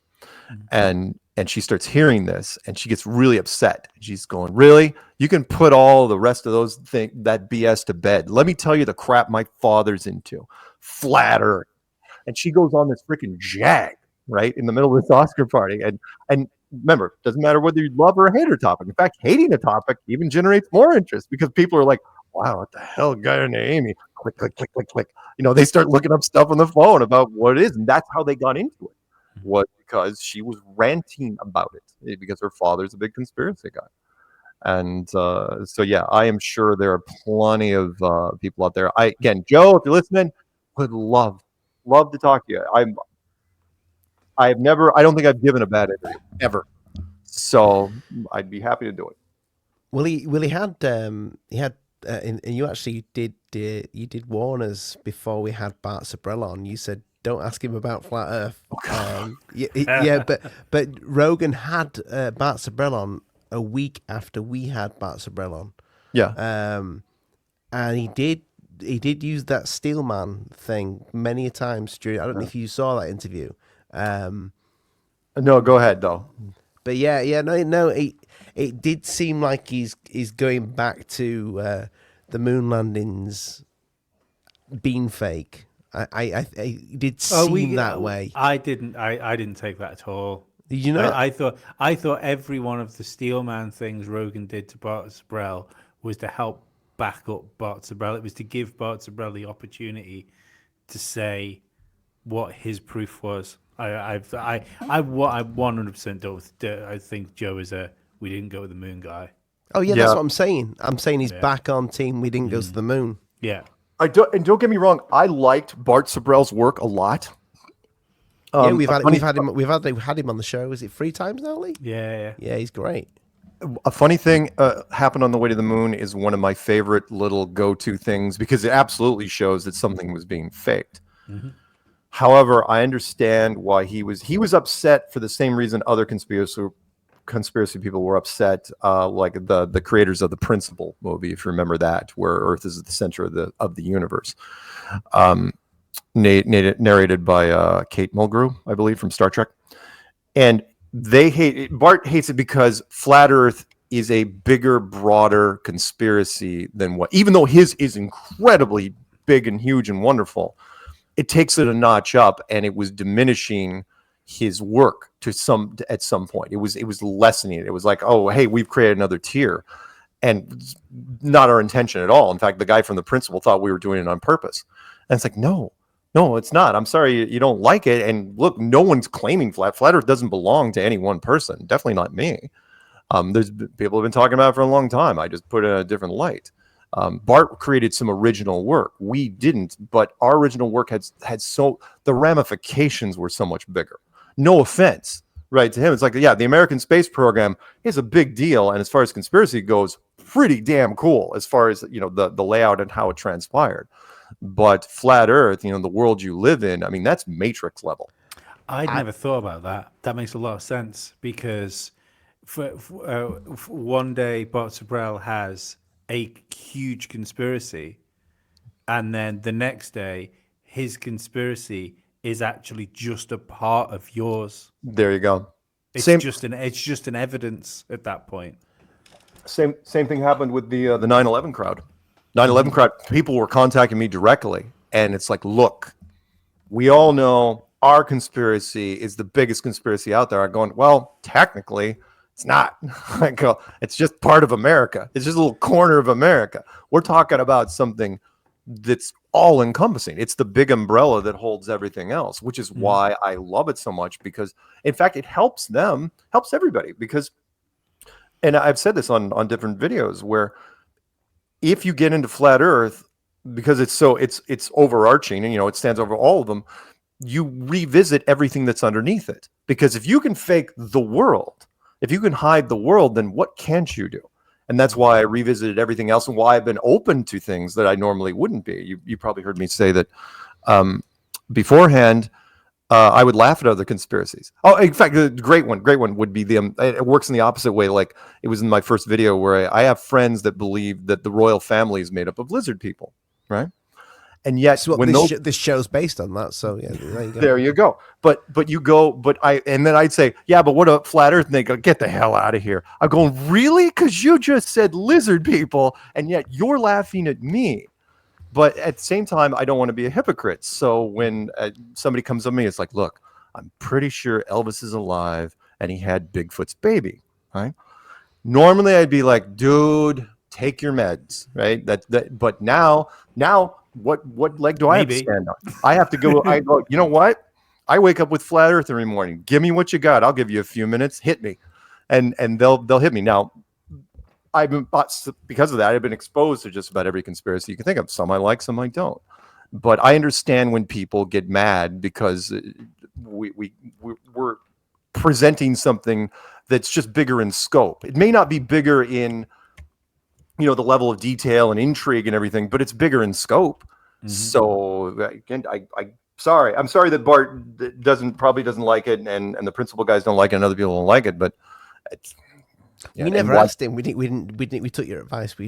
Don't ask. 3 shows. We never asked him. No. He's said it. He said it for years, and I understand the outrage, and it's ironic because I watched before I got into flat Earth. I remember watching Funny Thing Happened on the Way of the Moon, and I thought it was brilliant. I mean, I was like, holy crap, because it absolutely was real footage, and it absolutely was. They were faking low Earth orbit. However, if you think multiple levels of conspiracy, couldn't have been brilliant that they released it because, okay, one, how did it get out and how did it get to him? Which was, okay, the moon program was probably fake, but low Earth orbit is not, which means space is still real. And that part works. And it's like, yeah, I know. I was like, oh, that's good. Because again, as long as some part of spaces still works, and I've talked to people in the truther community, which said the same thing to me. They said, okay, Apollo's a piece of crap, but you can't tell me the ISS is fake. And then I try to remind them, the rules of crime and guilt, which is like, look, if you're going to fake one thing, you're faking everything, because if you get caught, you're going to, the punishment's still the same no matter what. You know what I mean? I still can't get over the satellites that crash, and you can see that they've got are tethered attached to them. Yeah. That's fucking insane. I know. That's why I put videos on my channel showing, 4-ton satellites crashing into things while they're launching. And unfortunately, I've got a class reunion I got to deal with this summer where one of the guys there, the super nerd, actually builds satellites. He's been building satellites for 20 years. And I know I got to mess with him because it's like, look, man, I understand you're upset, but nothing I can do. Your satellites are probably being, hung up there on balloons and you don't even know it. So, it's fine. What I was surprised with the Bart Sabrell interview was my thoughts about the the faking of the footage and stuff going there was what I've never been able to get my head around. It makes no sense.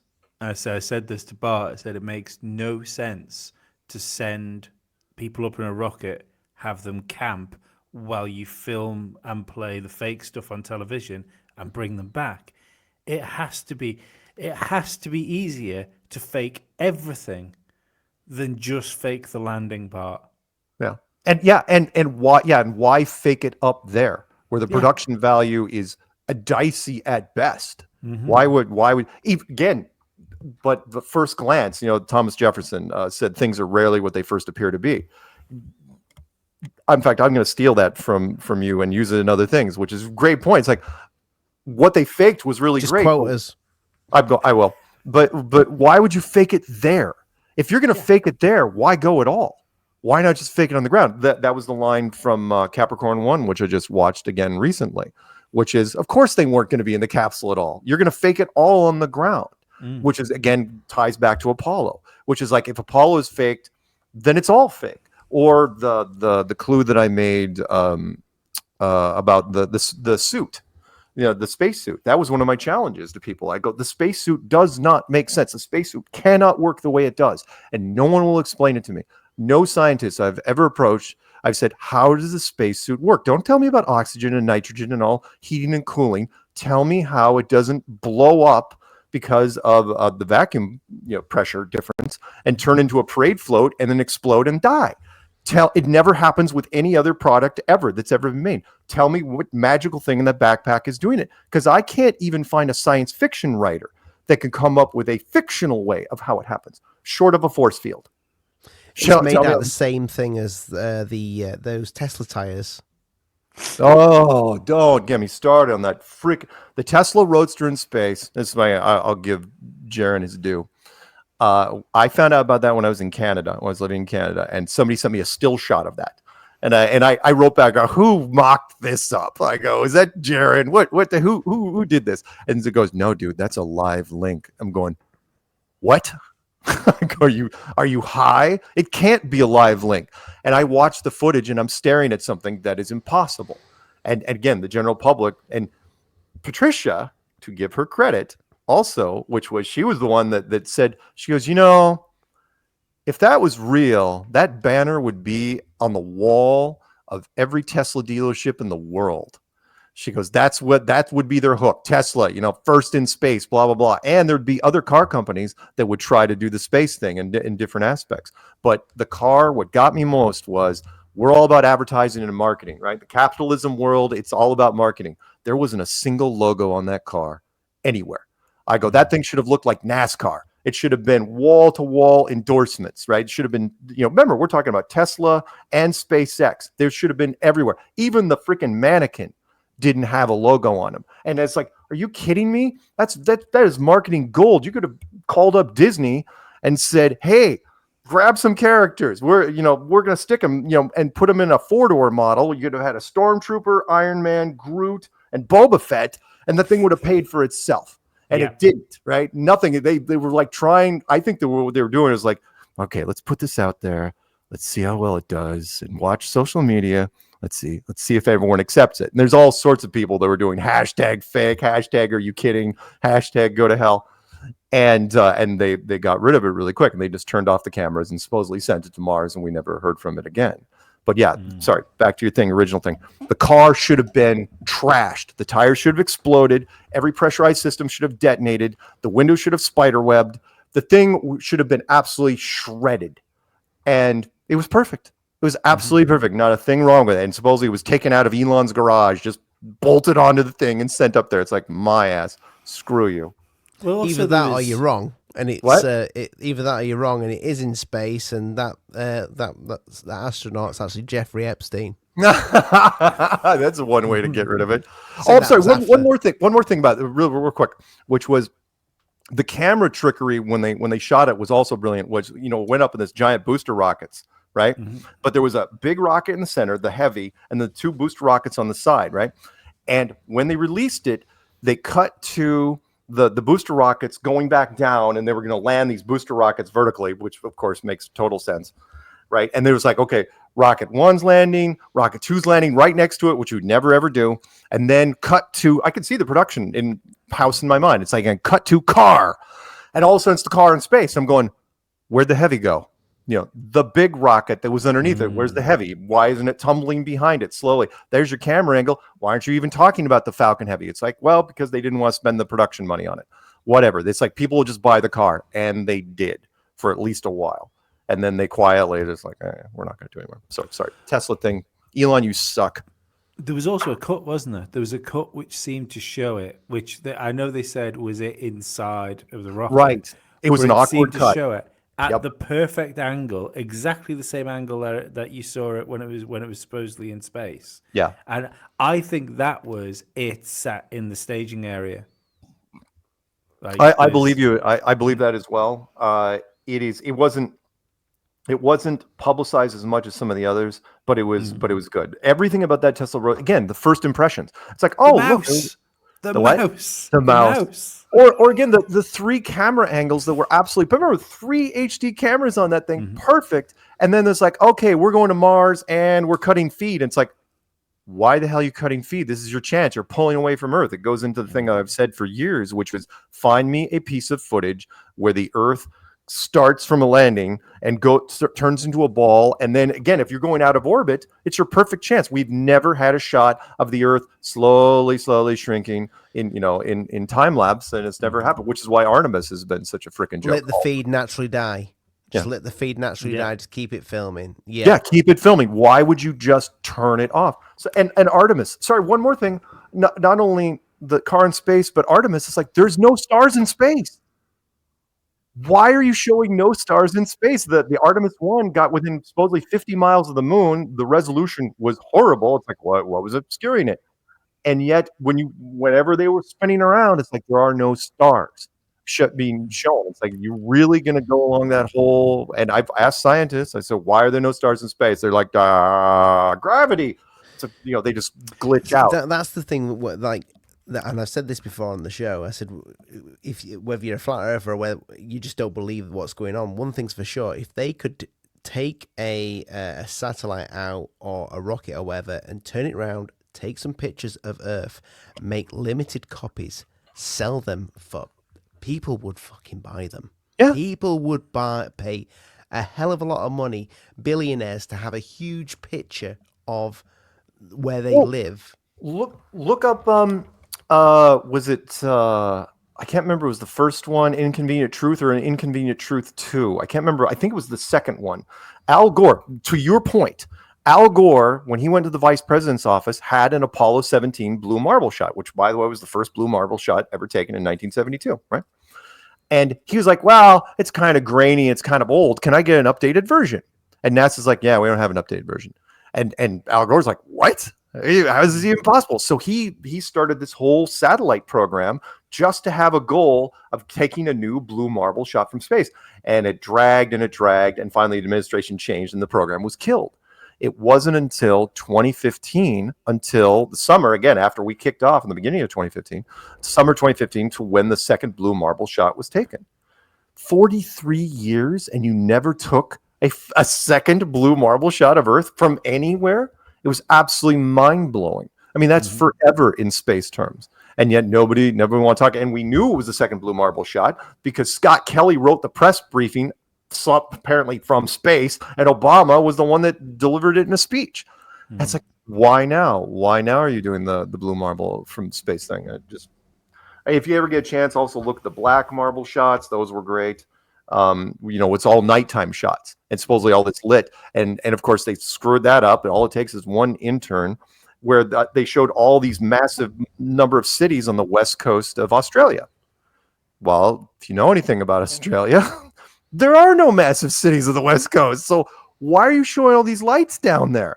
And it's like, because there was some forest fires in the area that summer, and we just screwed up. It's like, no, you didn't. The guys didn't know your geography. And so you just, It's. I remember years ago. I think it was one of the first times. It would have been the first time I heard Dave Weiss, because it was a year. I think, but like pre-Flat Earth Dave Weiss, when he was on the Rabbit Hole podcast, or Deep Inside the Rabbit Hole podcast. Yeah. And I remember listening to him in real time, becoming a flat earther, listening to that podcast. And one of the things he said was, as far as like looking at things from space and at Earth, is like, where's the 24-hour feed? Because anything in this day and age that can be shot in HD and live streamed is shot in HD and live streamed. Absolutely. That it is the 24-hour live cam, and I said that going all the way back as well, which is like that would be demanded. You could sell that to every education system, to every science channel, to every science network. That would be a go-to. You general public, not as much, but you could. Every school in the world would have that feed going. You could sell that to them as a subscription service and just make guaranteed money. Pretentious businesses. When you walk in the foyer, have a few massive big HD screens up. Yeah, and we still, it's 2025. We still don't have it. Why not? And you look at, and they don't have a good answer. Same reason with the my favorite flat Earth proof of all time, which is not the favorite of the general public, which is the atmosphere versus gravity. the vacuum of space, which is I've challenged every single scientist I get a hold of, and I go, okay, why is our atmosphere still here? And they say gravity. Of course it's gravity. It has to be gravity. And the logic argument is, well, because if it wasn't gravity, we'd all be dead. And I go, yeah, but what if gravity isn't strong enough to hold it down? So, well, it is. It's like, really? Because again, you put a vacuum chamber above me right now, you pull the valve, the air equalizes instantly. We all heard about the submarine accidents and deep sea oil rigs and stuff like that. The pressure accidents are horrific. They're horrible. And they happen in a fraction of a second. Thank God nobody suffers. But it's bad, right? So if I can't even keep the air in my room from going upstairs, why is our atmosphere still here and sitting next to the biggest vacuum chamber of all time? And more than that, I tell people, I go, where exactly is the bleeding edge of space, and tell me what happens there. And every scientist I give it to just glitches out. They'd be like, what about meteors? And it's like, what, really? You're just going to pivot just like that? Or we're not going to know, and we're not going to talk about it because they do not know. In fact, one more real quick on that one, which was I talked to two young physics PhDs in Canada, and I said, and I threw that. I go, so what happens? Why is our atmosphere still here? I go, and one of them, they almost said it. They go, well, because there's more. I go, more gravity? So outside, there's more gravity than inside. Your PhD's in physics, and you were just going to say more gravity, weren't you? Even though gravity is a theory. It's not proven. It is absolutely a theory. Every scientist, Neil deGrasse Tyson, God bless him, has told it many times. He said, gravity is a theory. We can't tell you what it is. We can only tell you what it does. I'll listen to you talk about many conspiracy theories, Mark, but I will not have you call Neil deGrasse Tyson a scientist on this podcast. That's a step too far. You're right. He is a public. No, I will give him credit though. He's done more help to us than harm. Hell, with that one line, where he was talking about the Felix. There's the irony, right? The Felix Baumgartner Red Bull jump, which he thought was scientifically dishonest because they were showing too much of a curve, and he didn't get it. I was really surprised considering how much stage work he does and how many shows he's done. Because I've talked. Wait a minute. So Felix, is it Felix? Felix. He was not happy because I remember that. He wasn't happy because they showed too much curve. They showed a curve when they and I was a little surprised. I didn't know that Neil went. Yeah, it was on stage. It was to a group of students. Wow. And it wasn't like a secret bootleg recording, and you guys have seen it before. And I made a special video on it because I use it to physics people. I go, because he said that the curvature they were showing was way too severe for the Red Bull jump, and he knows why, because it's freaking Red Bull. They want to exaggerate it. It's like, look, he's practically to the moon. It's really, because you're only supposedly like 20 miles up, but whatever. Let's not mince words. So. And Neil says at that altitude, in fact, he had somebody bring out an inflatable globe on stage. And he's like, look, he goes, you're 2 millimeters above this beach ball, right? That stuff is flat. And it's like, oh, that is gold. I am so using all of this. And but he was calling the Red Bull thing scientifically dishonest. And it's like, dude, you should have really just played to him, because Red Bull, I've talked to some of the not Red Bull producers, but other producers. And I said, well, actually, one of them I think was tied to Red Bull. And I go, why did you use that shot? Right. That severe curvature. It's like, he goes, because it's a good shot, isn't it? I go, yeah, it's a good dramatic shot, but you're not in freaking space. And that's what Neil's point was. And so I throw that at people and I say, the reason why I say that is, he goes, you do not see a curvature from that altitude. And remember, he's 20 miles up, right?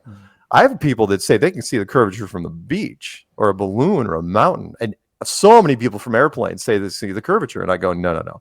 You're falling into the George Orwell trap, which is you want to see the curvature. There's a big difference. And which is why I put that challenge out there. I go, take a picture, hold a straight edge up to it, make sure it's not clouds, or make sure it's a clear day, and then send it to me and tell me you still see the curvature. And they don't. So Neil, he helped me. So, but yes, he is a public speaker. He does not do debate. He runs a planetarium. He's he's got great stage presence.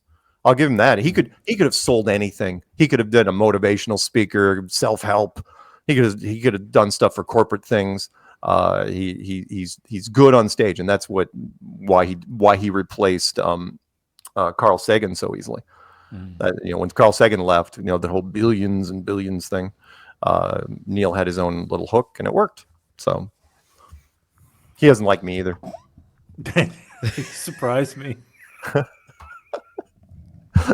No, he doesn't like me because I can speak fairly well, and he doesn't like that. In fact, he made a comment on something. He didn't mention me by name because I don't care how intelligent and articulate they seem, right? And it was in context of blah blah blah, and I think it was behind the curve. And it's like, come on, man.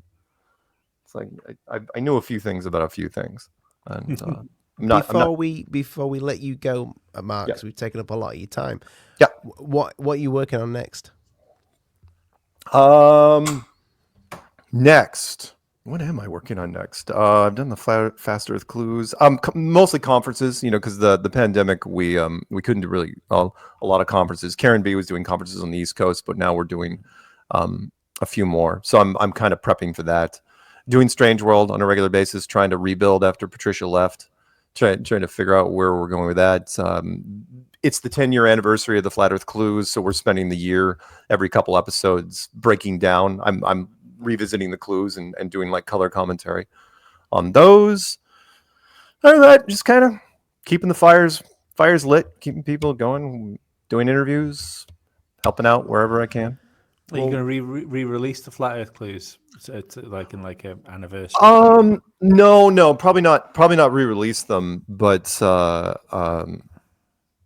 don't know what I'll do with the clues. They've aged pretty well, so I mean, nothing. I've never had to backtrack on any of the stuff. So no, just kind of revisiting them, not re-releasing them. I don't think even. I mean, if I did, I suppose I could hype them up with better graphics and throw VO at them and different AI packages and polish them up. But I mean, considering how well they did using Windows Live Movie Maker and a cheap $20 microphone, I don't know, polishing it up would even help. In fact, I knew there was a cutoff point to where I was asking people if they wanted more clues. And it's like, no, this 2-hour block of clues seemed to be the right amount. And other people, every once in a while, somebody say, hey, if you make a new clue, and I put it out there, it's like, no, the originals what did pretty well. So again, I go where I'm needed. I try to say yes whenever I can, and people ask me to do something. I would like to see you go on Simon Dan, that the UK guy that does the debunks on flat earthers, and he's got a new project going where he's asking everybody to do a measurement of the Earth.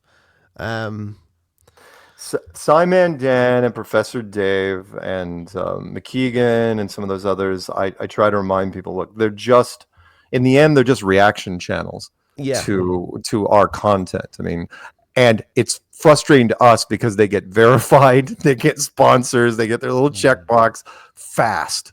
You want to go against Flat Earth, dude, you can get a pretty fast channel going up and running. I've noticed that. And it's and yet at the same time, YouTube tells me, even though once I passed 100K, it's like, we're not giving you your plaque, and you're never going to be monetized again, because they said they're not giving you plaque. They owe you plaque, bastards. I know. So I had two. People felt bad for me. So several people that listen to my stuff, they actually custom made. In fact, here I've got here. I don't put it behind me for various reasons, but there's one of my plaques right there. that was made by a fan. So that's awesome. Yeah, and another one made an artistic version in clay, which was kind of cool. But they also said, you're not making money off of it ever again. It's controversial, but I will take it for credit for some things, even though it's not great. Those stupid stickers now they put under the videos, the Wikipedia stickers for whatever topic it is. We did that. That was that was when Google and the United States government, came to arrangements, and Google said, okay, we're going to put a wiki banner under anything that we see controversial, to where now they even put it under the troll videos. So like when Simon Dan makes a Flat Earth video, instant wiki sticker. I've seen it. Yeah. And you mean this one that's on your last interview with us? And this one will get it too. And you don't even have to put Flat Earth in the title anymore. they've got it to where if they know it's me or they know it's David or other people, oh no, the wiki sticker goes on there. I don't know who clicks on the freaking wiki sticker, but they got to do something. But the wiki sticker, yeah, we were the first wiki sticker they came up with, and now they do it for other things. I think there's at least like 20 out there. Yeah, we get a reptilian one. Explain there's a reptilian yes, wiki we sticker get now? we get one since we've started to put our stuff back on YouTube. Is that true? I don't know this. No, yes, we get the reptilian one, Lee. Yes. Wow. That's hilarious. Wow. Yeah. Again, that was I got to remind people. I put it on my channel. You know that. Well, tell you what. Let's kind of end with that. Let me see if I can find the. Nah, we don't have to. It's fine. The if you guys remember the congressional hearing, there was, I think it was done on a weekend where they brought in the Google people, and they were all kind of doing it kind of tongue in cheek. It's like, well, what are you doing? And again, out of all the topics she could have brought up, she brought up us, right? Yeah. Where it's like, okay, we're gonna ban snake oil and false flag and stuff, but we're gonna recommend flat Earth less. And the congressman is like, whoa, wait. So if people type in flat Earth and they were going over and they were kind of smiling while they're saying it, it's like, oh crap. And then next thing you know, I have people calling me. It's like, are you being recommended less? It's like, oh hell yeah. Yeah. For those first 3 years, we were nonstop binge topic for so many things. And then they decided to take the foot off the gas. So I'd say two things, but I suppose there's three things now because of the COVID vaccine. They went after pretty hard. But like we'll say like the more like, because the COVID vaccine stuff, I don't even consider conspiracy theory now. Do you know what I mean? It's too rooted in like the system anyway to be considered like a fringe conspiracy theory. Yeah. But the only two things that I've seen attacked quite vehemently were flat Earth. That's just gone after, and I don't know if you paid any attention to the work that Ashton Forbes was doing. On the You've seen the video. It's the orbs circling the the flight, the missing flight, and it gets zapped. Like we know Ashton reasonably well. He's coming back on with us soon. I've never seen a single person be gone after as heavy as people went after him. For what? For no apparent reason. He's got a UFO video with a plane zap. It makes no difference. It's the same as I don't understand why the flat Earth thing was gone after so much if there's not something to it. Because if you think the world's flat and John down the road doesn't think the world's flat, it makes no fucking difference to anybody. Right. No difference. But they when they went after it, it was too late. In fact, I'll let me get this one shot in. The videos on my channel, I'll send you some links after I'm done. Which was when they figured out what was going on. There was, I think it was a French developer. It doesn't take many programmers to, like recommended for you, on the right hand side of YouTube. That was all programmed by one guy. And this one guy, he was looking and he's going, and he was talking about why things are recommended for you. And this was when YouTube, again, it's the biggest television network in the world. I don't care what anyone says. Yeah, you're right. And he goes, think about this, out of all the thousands of topics he could have brought up, he brings up one. And he goes, well, if the average person that's new to flat Earth gets in and they watch 20 videos in a row, because that was the average, because flat Earth is like, what the hell? They just keep click, click, click, click, click. I'm skipping work, click, click, click, click. It's like, forget the marriage. And he goes, what do you think we're going to recommend? He goes, YouTube, he didn't say it, but basically YouTube found their binge topic, the topic that got the most traction. The problem is that what was being recommended based on the algorithm was pro flat Earth. So people were watching 20 videos in a row and each one was like, yeah, flat Earth's great. Flat Earth is cool. Flat Earth is really super interesting. And by the time they got to 20, they were in, right? That's straight up brainwashing, and so that's when they had to change the algorithm. They had to wait for the big channels to start making fun of it. And now when you go and you type flat Earth, there's all these massive channels and almost everyone is taking a crack at it in one form or another because they're afraid of going the other way. And but it's too late. It's too late. By the time they decided they were going to take their foot off the gas, 3 years is such a long time in social media that's when we were everywhere. And now new platforms. I love the fact that kids like in TikTok, because they're so young, they don't have any content of their own. They just start grabbing stuff from other places. So they were grabbing clips of flat Earth from YouTube, compiling them in TikTok, and then we're taking the compilations and putting them back on YouTube, and it just becomes cyclical. So great, wonderful. Thanks, kids. Really, really, really appreciate it. And sorry, last thing. I love the fact that because Behind the Curve was picked up by Netflix, I now every year, every couple month, at least once or twice a month, I get to do schools. I get to come into classrooms video-wise on different, take your pick, science, psychology, sociology, whatever it is, because it's on the syllabus. I've asked, because teachers will invite me. It's like, or kids will say, "Oh yeah, you want to talk to us about blah blah blah," and I go, why? Well, because we had to watch Behind the Curve. And what do you mean had to watch? It's on the syllabus. That's everything from I didn't expect that. Wow. From junior high up through university. I've helped 2 different people do their dissertations on flat Earth, including one from the Sorbonne. It's like, what the hell? And the reason is because the teachers frame it as alternative thinking. And because it's Netflix endorsed, they know they'll get more engagement from their students. It's like, if there's anything to get the students to watch, it's like, all right, cool. I go, some of the students will laugh, but every class I do, I'll get phone calls or emails after the fact. It was like, I don't think it's even legal for me to talk to you outside of school, but whatever. It's fine. No, seriously, you worry about that, right? It's like, how old are you? You know what? Don't tell me. Just ask me the questions. Don't send me anything. Don't get weird. Well, thanks for coming on the show again, Mark. Yeah, no, thank you. Wonderful, just like it was last time. If you'll hang on for a minute while our little intro plays out, that'll be awesome. Sure. Make sure you share the video, people. Make sure you do all the subscribe stuff and all that jazz. By the way, just type in Flat Earth Mark. That's it. Any search engine, you'll find me. We'll give us if you email us whatever you want to be put in the description. Oh, okay. Be there, mate. Sure. Beautiful. Okay. Awesome. See you later, guys. Bye bye. From Dallas, Texas, the flash, apparently official, President Kennedy died at 1 p.m. Central Standard Time. Why are you a conspiracy theorist? And I said, why isn't everybody a goddamn conspiracy theorist? This is the real research.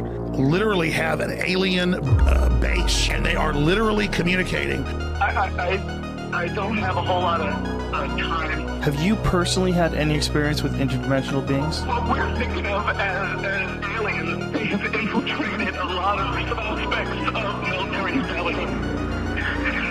And they are not what they claimed to be. We leave you much that is undone. That's one small step for man.